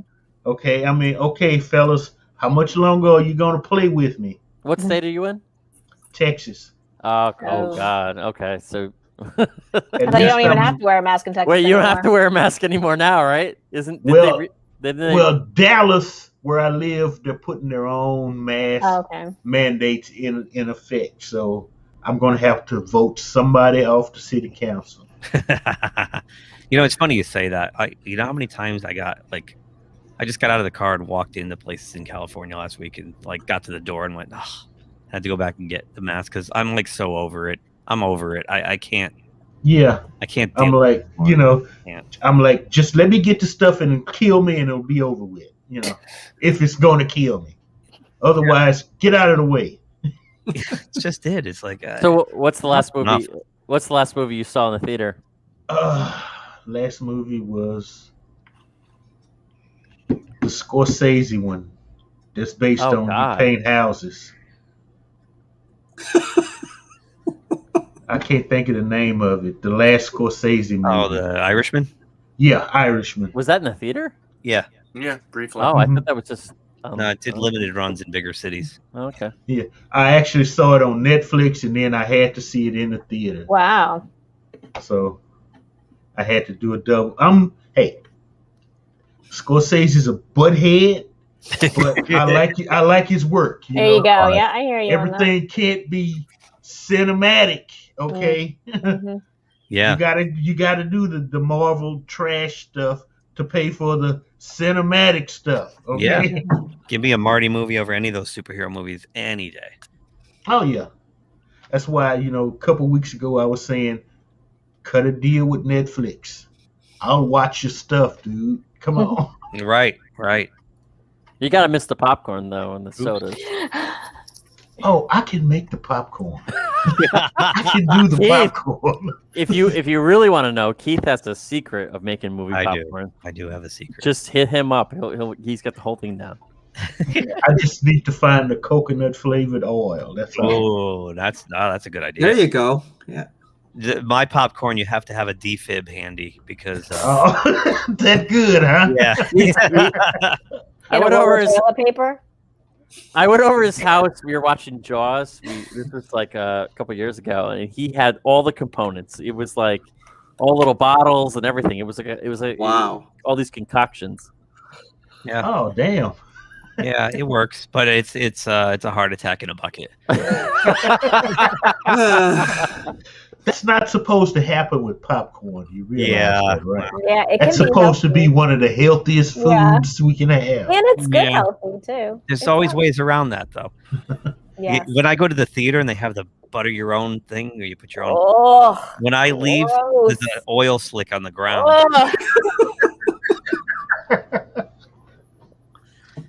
So who brought this? What in the fresh hell is this? Yeah.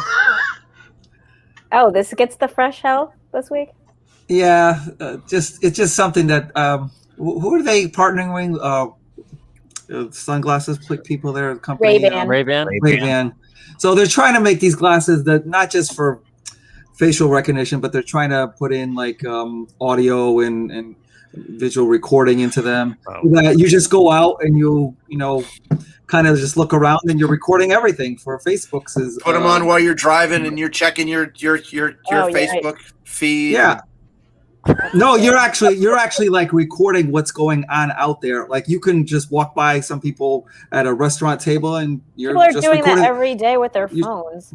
right? Yeah. But they're sending them directly to Facebook, I guess. I don't know. You know how many Yeah, times I you go can do to, that with your phone. you know how many times I go to the bathroom a day? Come on. I know. What if you accidentally have it on and you're in the bathroom? Well, I don't know what the point there is. Streaming live to Facebook. They just don't want to. They don't want to carry the phone with them, I guess. It's like instead of butt dialing, you're the like, anticipation. Is he going to shake a third time? No. Considering what we saw on Zoom a lot this year, I can only imagine what we'll see. With oh my God. Seriously. Exactly. This basically looks like a step down from the Apple glass. Apple proposed glasses like this last year, but Apple's was going to like put your messages and your tweets. Right. This is not for that. This is just helping Facebook. Oh, okay. That's just insane. What was Apple It is. thinking? Like you'll drive into a tree, reading, and you can't see. Like what do you? Oh my God. Yeah. Yeah. I don't know. Well, this can't be that much better. I mean, this here. Yeah, I mean, right. No. It's just more spyware. More. Yeah, that's basically it. Yeah. Yep. Yeah. So while we're on Apple, Jude brought this one. I heard those. Apple's not going to make the iMac Pro anymore. Yeah, I mean, a lot of us here in this chat room have been long Apple users, and unfortunately, it's just not the same. It's nope. No. And No, you know, it isn't. it's kind of funny because I remember when I was in college, if you had an Apple computer, you were like considered the rebel away from the whole beige PC users. Yep. And you were considered an artist, or you were considered something more than just a standard PC user. And now it's just become it's the opposite. It's the opposite. Apple's become more of a phone tablet company and watch. And I think they care less about Steve's dream of what a desktop computer really is. Oh, Steve stopped caring about what Steve's dream was. Yeah. Originally, Apples were computers that you could build yourself. He wanted people to be in there and actually understanding what made the computer. And then, and then after a while, he's like, "Fuck it, seal it all up." Yeah, it's our friend Rick Erickson predicted this about 15 years ago. He said Apple's going to water themselves down into junk. He was right. It looks like they're going to be doing new things like an autonomous electric car, foldable phones, and smart glasses. Now they're going to take credit for inventing a foldable phone, but Motorola already has one that folds in. Right. Yeah. And Samsung has a billfold one. So Apple will say they created it because that's what they do. They look at what other people do, put their own stamp on it, and claim that they came up with it. They stand on the shoulders of greatness. They market it, they package it, and they're always packaging it and they're selling it. Exactly. and apparently they're still going on with these stupid fucking glasses. Yeah. They almost got away with it with the GUI. So yeah. But I did read, Jude, that they're replacing this iMac Pro with a new iMac called an M4 or an M1 or something like that. It's their new processing chip, which is So it'll supposed be to be cheese grater monitor with the processor, right? Yeah. But it's just no. I just feel like it's kind of funny because I feel there was a certain, and maybe I got wrapped up in the cult, but there was a certain culture that I was really all about back in the day about using Apple products, and I really believed in Steve's dream, again, like part of the cult. But as of last year, I finally, after God, how many years has it been since 1999 that I finally gave in and bought a PC? And I'll tell you the truth, my productivity doubled. Yeah. And it's sad. It really is. It really is sad because I really think Mac at the time when I was in college made good machines, and I loved going to Macworld, and I loved being part of that culture. You know? Yeah, but, you know, a friend of mine put it a couple of years ago to me. They had their run, and it's like cyclical. You know, every company has their decade, and the Apple's done. They're done. They charge way too much for mediocre stuff. Oh, completely. That's the reason why I bought my PC, is because I was going to buy another Mac laptop, and I spec'd out the prices in the processing speeds, and I was like, "There's no way in hell I'm going to buy a Mac for that much when I can get so much processing power with a standard PC for much less." Yep.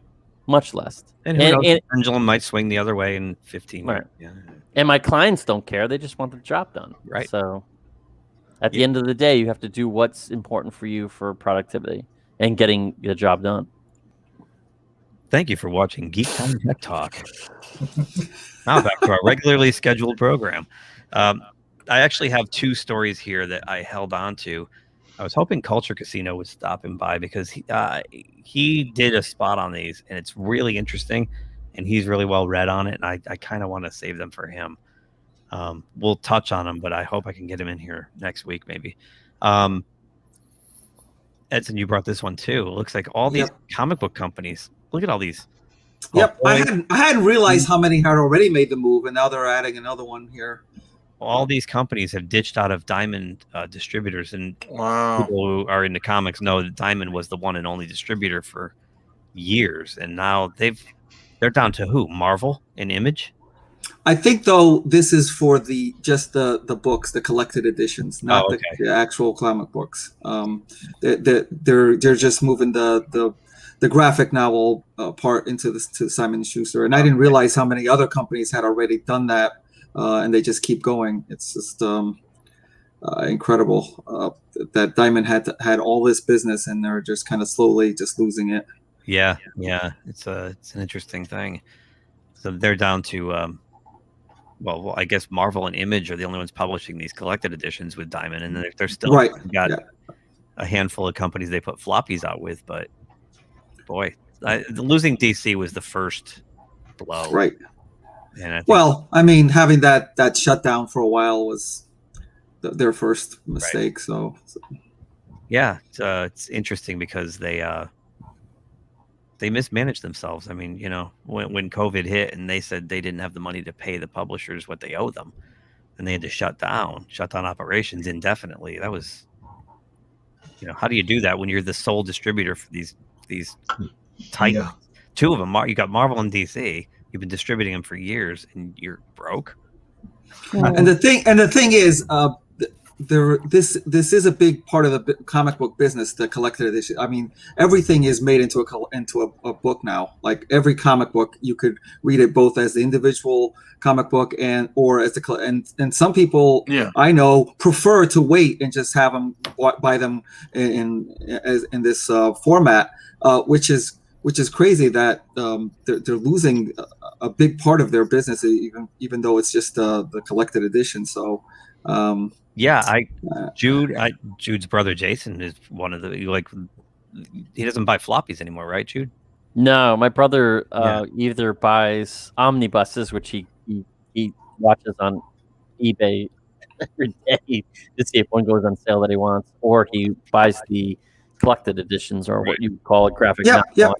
I know that's a tarnished. You're not supposed to say that word, but no, but that's I think more and more people are doing that, and they buy less and less monthly floppies, and they're just waiting every 6 months and buy a book. So.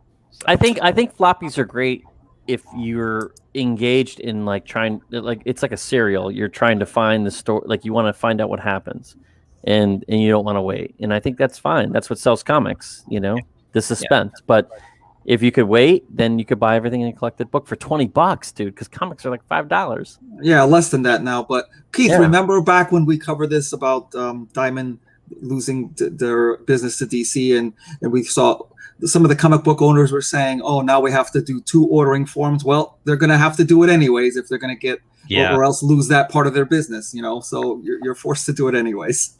I did think that they were being a little lazy, spoiled. You know, like not that it's the same, but I brought this up before. We have a friend who owns a pizza restaurant, and I asked him, "How many distributors do you get your materials from?" 6 or 7. Right. Like, so you have to fill out 6 or 7 different order forms. Yes. Yeah. Is that a pain? Yeah. So the comic store has to fill out 2 now? And 2. Well, they're very busy. Yeah. And they're But it balking at it. Yeah. But it seems like runs are small because I know when I used to go get my comics at Alternate Universe in New Haven, the runs were tiny. Like if I didn't get there in time, it was gone. No, yeah, they don't print big runs because they don't sell No. big anymore. Right. Right. If I didn't get there the day of or the next day, I would miss my Batman comic, and then I would be like, "Fuck!" And then I used to have to, just I like used that. to have to beg and ask the guy, "Please, I know you got one somewhere," you know. So. Yeah, a lot of times I've had them do that. They'll take it from someone's pull list who kind of shows up once a month. They're like, all right, I'll pull it out of his pull list, give it to you, and order another one for this dude. Right. Because I know Yeah. he's not coming in for a couple of weeks. So right. Yeah, because their margins are thin, so if they really Yeah. have to sell everything that they buy, so Yeah, and they always roll their eyes when you go up there, and you're like, "You got that comic?" They're That's like, why you "Oh, gotta dude." have. That's They're why like, "Dude, you're fucking late. You should have came." And I'm like, "Fuck." Or you should have had me hold it for you. Yeah, you just know. get a pull list, and you don't have to worry about it. Yeah, but if you don't You end up show getting up, Berserker, Keith? I forget. Who? You, Berserker? Yep. I got my #1 Did digitally. you get it? Oh, digitally? Digitally. Well, I was away. It came out last week. I I don't know. Did you read it? Not yet. I haven't had No. time. And you know what? I'm stupid because I found this awesome store, Blast from the Past in Burbank. Oh wow. And it's awesome. And Wow. they had comics, and I forgot Berserker was out. I should have just bought Oh, man. Berserker. So real quick, I want to touch on this. I might have to buy a Nintendo Switch now. I know. We actually have one because I got it for my Avery daughter has her Christmas for a few years ago. So I'm gonna have to look into, because I don't think we can buy take it off the shelf here. We have to. I think you have to have an online account with them. Yeah, I believe it says the Nintendo Switch store. It's gonna be $10. Yep. I might have to. Damn. Those are they're expensive, like $300. They're down. They're down to $199. My sister just bought one for my nieces, and it was they were hard. It was hard to find. And it was I saw it. expensive. I almost. Avery was like, "Dad, they're $200 now. You should get one, and we can play together." And I'm like, Yeah, I don't know. She just bought one for my nieces, and it was not cheap. I don't know where. I'm looking on Amazon right now. You got basically $300. Yeah, I think that's what she paid for it. That's weird. I think they were at Target. TV ads for $199 all weekend. Oh, really? You should have grabbed one. I'm not a gamer. I could care less. But now Robotech, I might have to get that. I know. I was seriously considering getting this now. I almost got a PS4 because they had a great Godzilla fighting game. Keith, you played that game with your daughter, the one where you have to find out who done it. Among Us.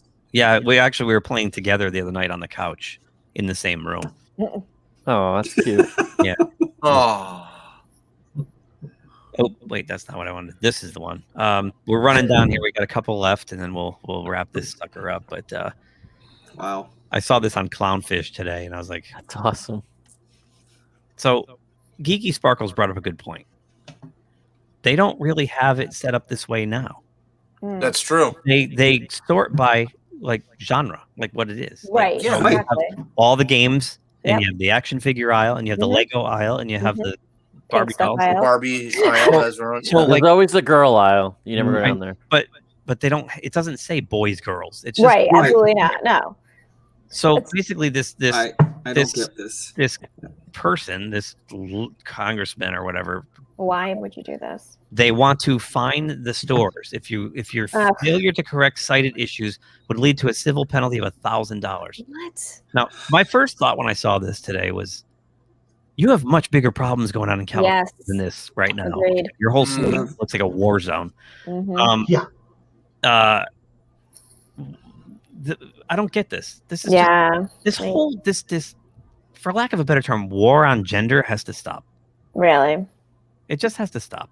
It's funny. Like my son, when he was, I don't know, like 4, he wanted a My Little Pony. So I found him My Little Pony.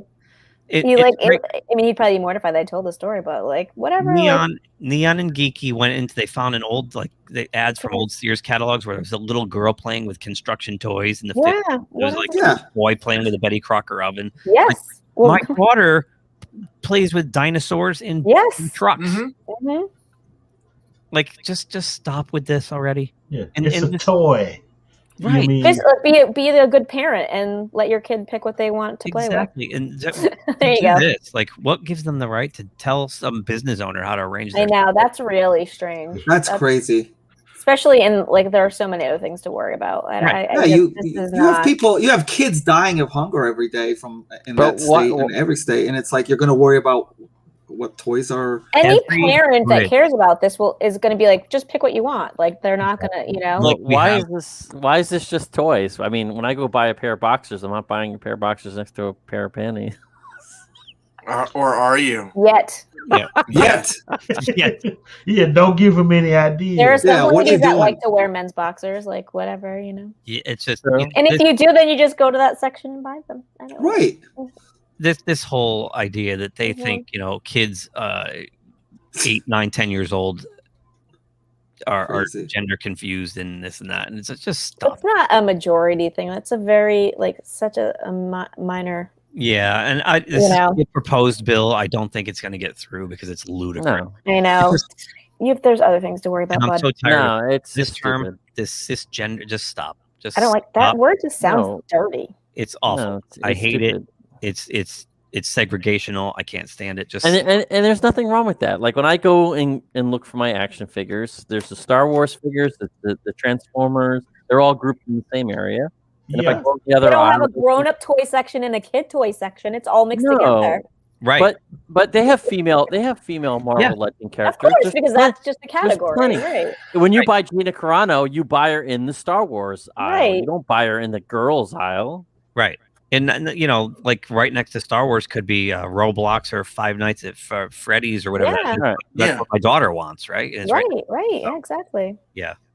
Yeah, in fact, I think with they're releasing all the new He-Man figures. I'm surprised they're not going to combine all the She-Ra with them. So I would imagine they would be all together. Whatever. They have to. They Yeah, it's going to should. be whatever is in that category. And those are the same franchise. Yeah. Yeah.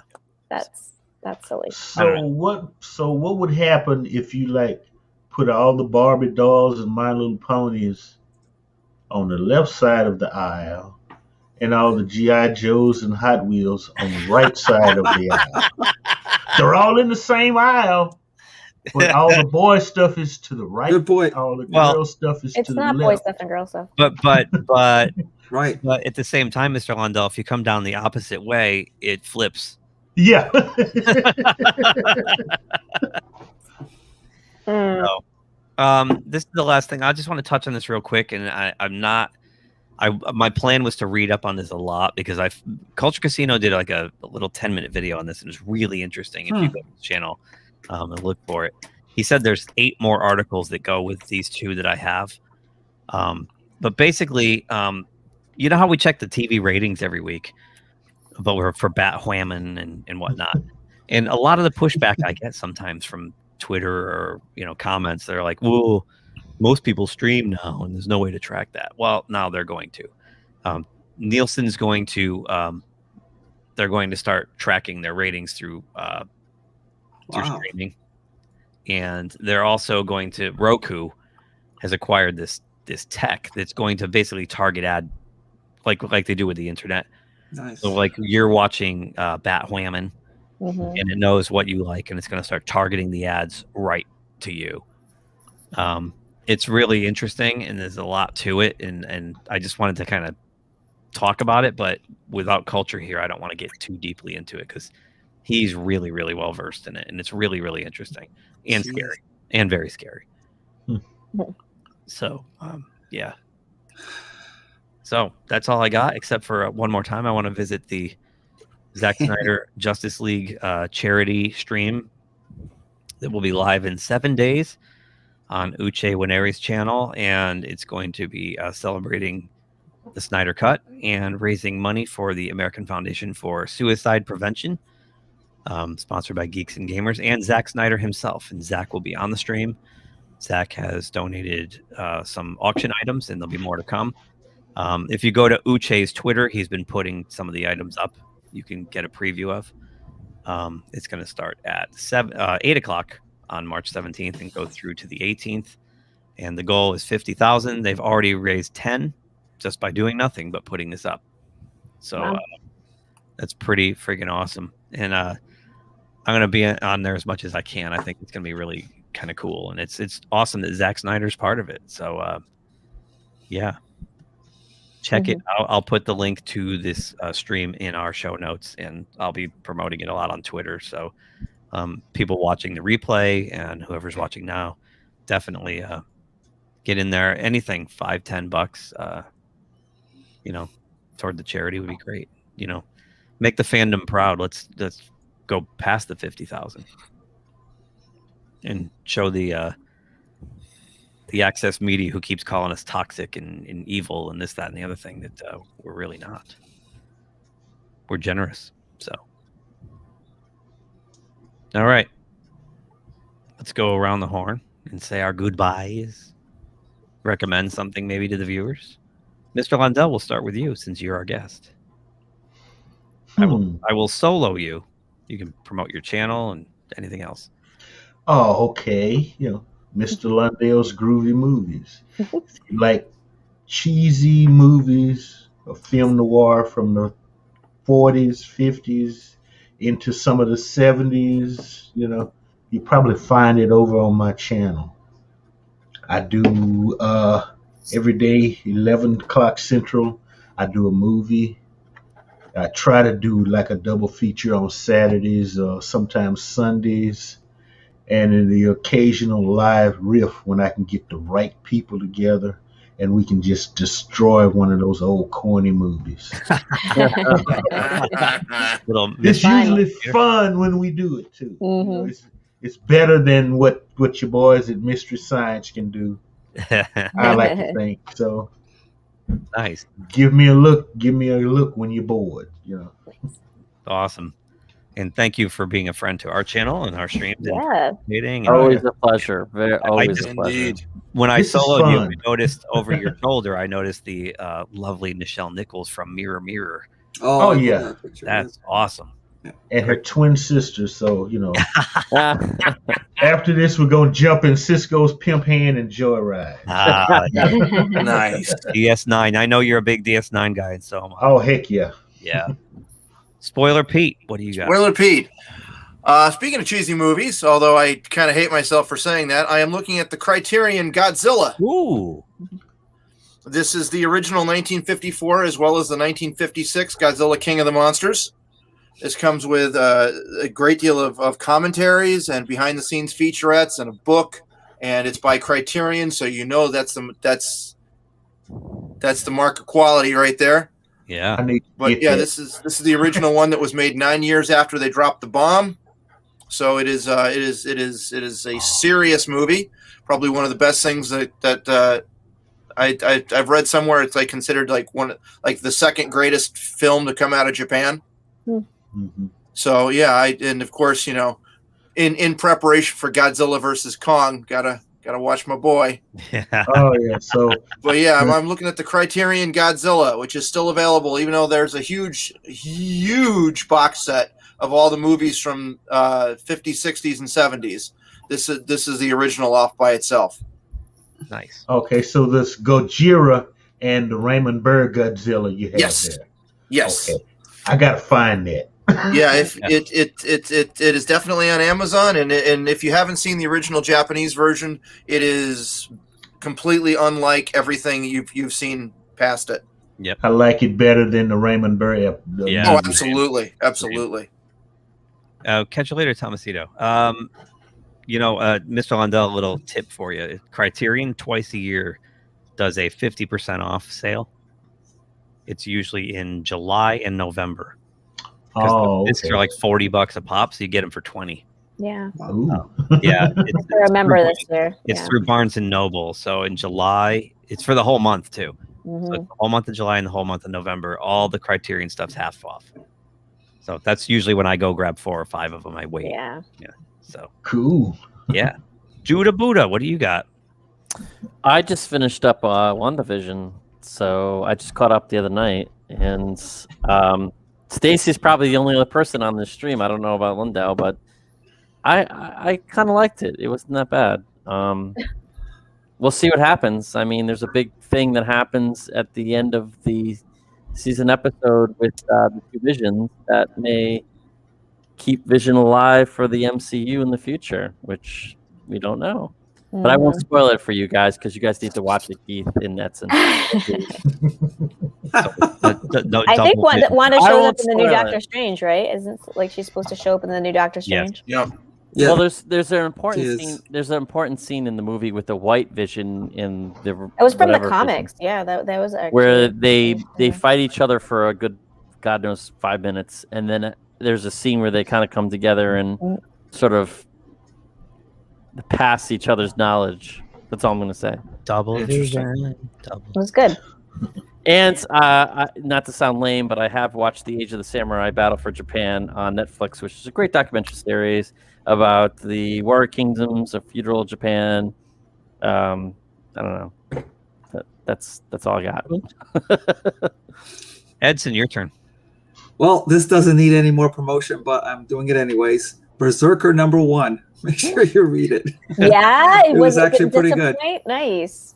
Yeah, it was pretty good. Yeah, it wasn't, just the senseless violence. I mean, there was plenty of that, but there was a little bit more. There was a little bit more to it than that. That's all I'll say. Beating people with their own arms. Good. We talked about it last week, and you said I hope it doesn't disappoint. I hope it builds it up to something. So. It didn't good. disappoint. Well, to me, it didn't. I'd be anxious to hear anybody else's opinion, but nice. I didn't. I will admit, when Keanu showed up in the SpongeBob movie, I went. The only reason I wanted to watch it, if I had it on one of my services, It's his severed head. That's all it is. Keith, you need the coloring book. That's what you need. Right. Keanu. Did you know? I'll share. I'll cut you out. Did you know there's a coloring book? Yeah, Stacy showed it. Right. Yeah. I don't know how far along you watched, but yeah, we spoke about him a lot last week. Yep. I know. I watched your whole show. Keith and I are vying for his attention. Our whole show. Our whole show. What do you got for us, Stace? Well, I watched a show last week, which probably isn't up any of your guys' alley, but on Netflix, a show called Ginny and Georgia, and I kept passing it because the picture didn't look interesting. They have the little picture on the Netflix little scroller. It does not do it justice. But watching a little preview, I was intrigued, and I actually loved the show. Also, I started watching Vikings, and I'm on season 2. And my brother loves that. Yeah, Jason suggested it, and so I finally got to it, and I'm digging it, man. Nice. Stuff. Fucking God! Oh my, Pete, you just didn't send that, dude. Oh, you like that? Oh my God! Oh. Okay. Holy shit, that is hilarious. Oh my God. All right, I have to share it now with the audience. I am trying to look. What is it? It's my God. It's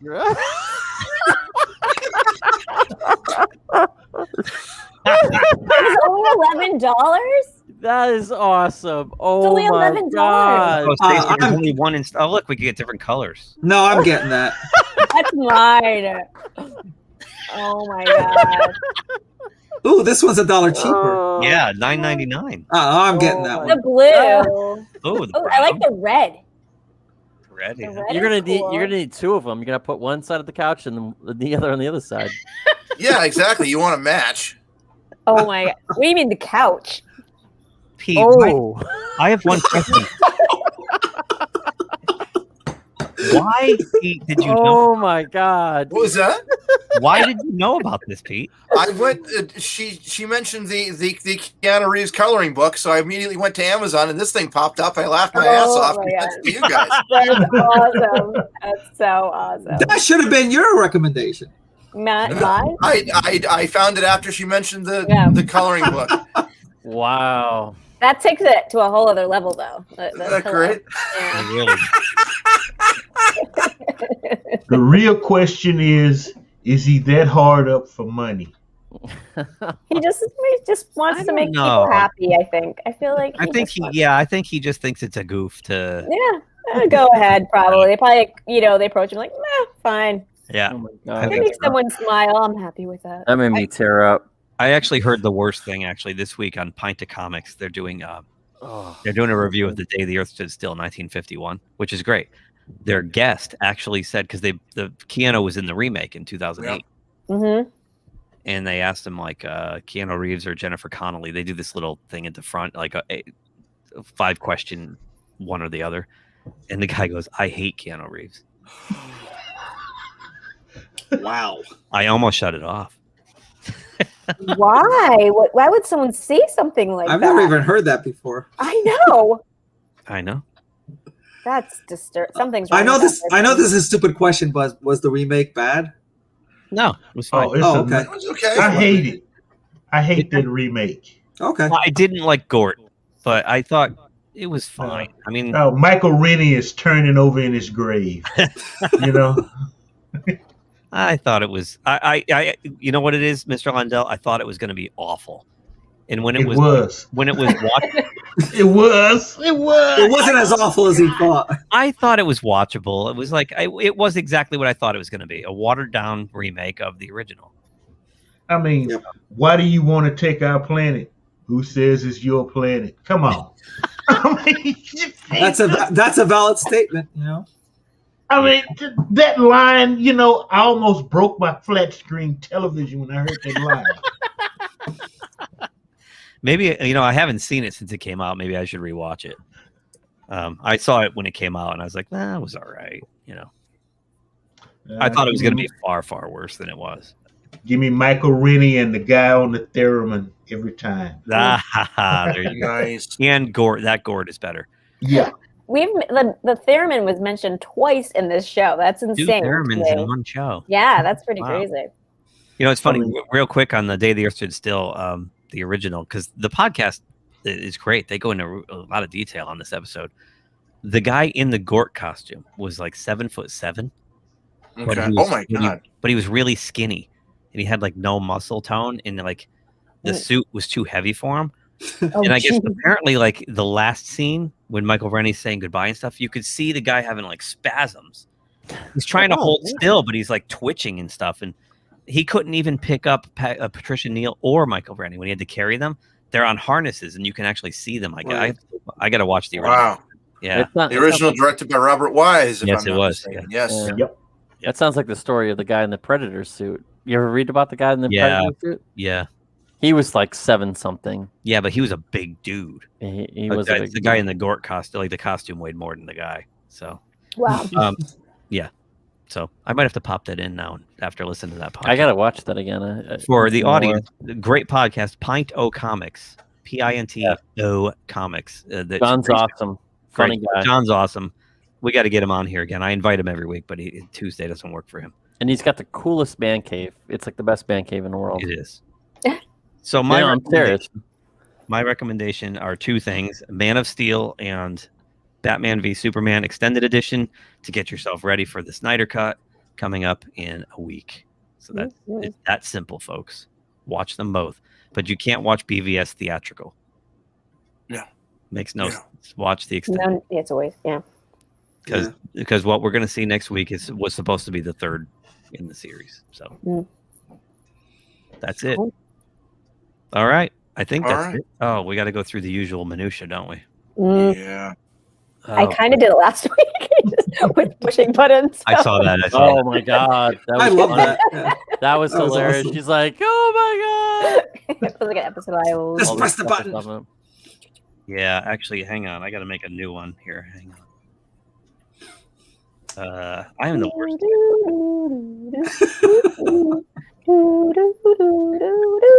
All right, so we're on the socials. That would be the Twat box, the Face box, and the Insta box. At the GeekTime Net. We're also on the Minds. We're GeekTime_network. I'm slowly. I usually just promote what we're doing on Minds, because I don't feel like rebuilding our whole following over there. GeekTimeNetwork.com would be the website. You can email us at geektimenet@gmail.com. Make sure you subscribe if you can, so we can grow this channel. God damn it. Pete's better at it. Pete's really good at this. Yeah. Pointing stuff. I can do straight down. Hi, Mr. Londell. I'm not good at this. Oh, that's it for us for another week. I do want to make one quick announcement. This is going to be good announcement. If I could find the damn thing. I need the music again. Where did I put it?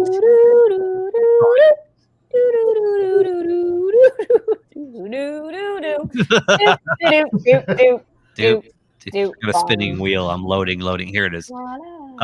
Edson and I decided to start a new series later this month because I got this idea a little too late. Not really. Well, I should have thought of it 24 months out. Well, to do one a month, and so anyway, next October 10th, 2022, James Bond turns 60. So Edson and I are going to stream reviews of each film, starting with Dr. No on the 26th of this month, and I am excited to announce that our co-host or our first guest for Dr. No is going to be Mark A. Altman, author of Nobody Does It Better, The Complete Oral History of James Bond, also former Star Trek writer, and he's the host of Inglorious Trexperts and the 430 Movie Podcast. So he's confirmed. We locked it up, and we're good to go for the 26th. And we're going to start, we're going to try to feature a third person, a third guest for each movie as we go along. And we're going to do them every 3 or 4 weeks, live streamed reviews. So now, do you expect me to talk? No, I expect you to listen. Yeah, and we actually there's a great James Bond podcast out of Australia called License to Podcast, and we've already got those two guys as well. So Excellent. Yep. So next up, I'm going after Robert Meyer Burnett. We'll see if we can get him. But Mr. Lundell, you a Bond fan? Yeah. Then you're going to have to come do a movie with us. Yeah, I can do that. I guess. Tasty. But it has to be Sean Connery. Okay, so you'll be in one of the first 6. Do we bother with Never Say Never Again? Should we, Edson, or should we just skip it? I know. Let's do the Eon. I think we should just do the Eon movies, but I thought it was okay. Maybe we should. Let's bring it in. Well, it's not canonical, but yeah, all right. You know which one? Part of the lore because it's the whole Kevin McClure. Yeah, it is. It is. You know which one to put me on. Actually, Mark A. Altman wants to return for that one. Moonraker? Yep. Oh, damn it. Damn it. Come on now. That's no fair. Well, here he said he wants to come back for either Spy Who Loved Me or Moonraker. So, we'll put him on Spy Who Loved Me. Thank you. And we'll save Moonraker for you. I still can't wrap my mind around that's your favorite one. I can't. I'm sorry. My favorite one's the second one we're doing. From Russia with Love. Oh, yeah, I love that one. That's my favorite. My favorite was Goldmember. Back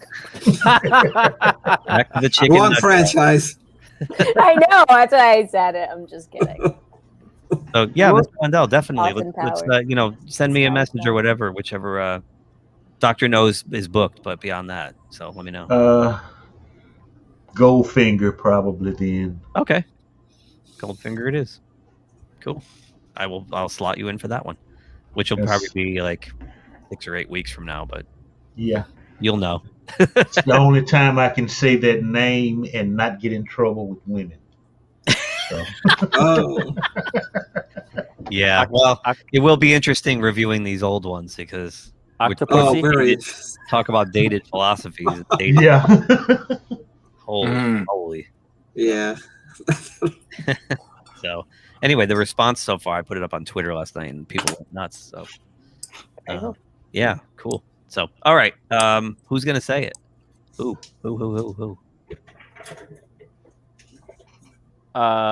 See you next Tuesday. If you like this video, please subscribe to the channel. If you subscribe, make sure you click the little bell icon to be notified anytime someone from our show drops new content here. Thanks for watching, and we'll talk to you soon. Say, kids, what time is that?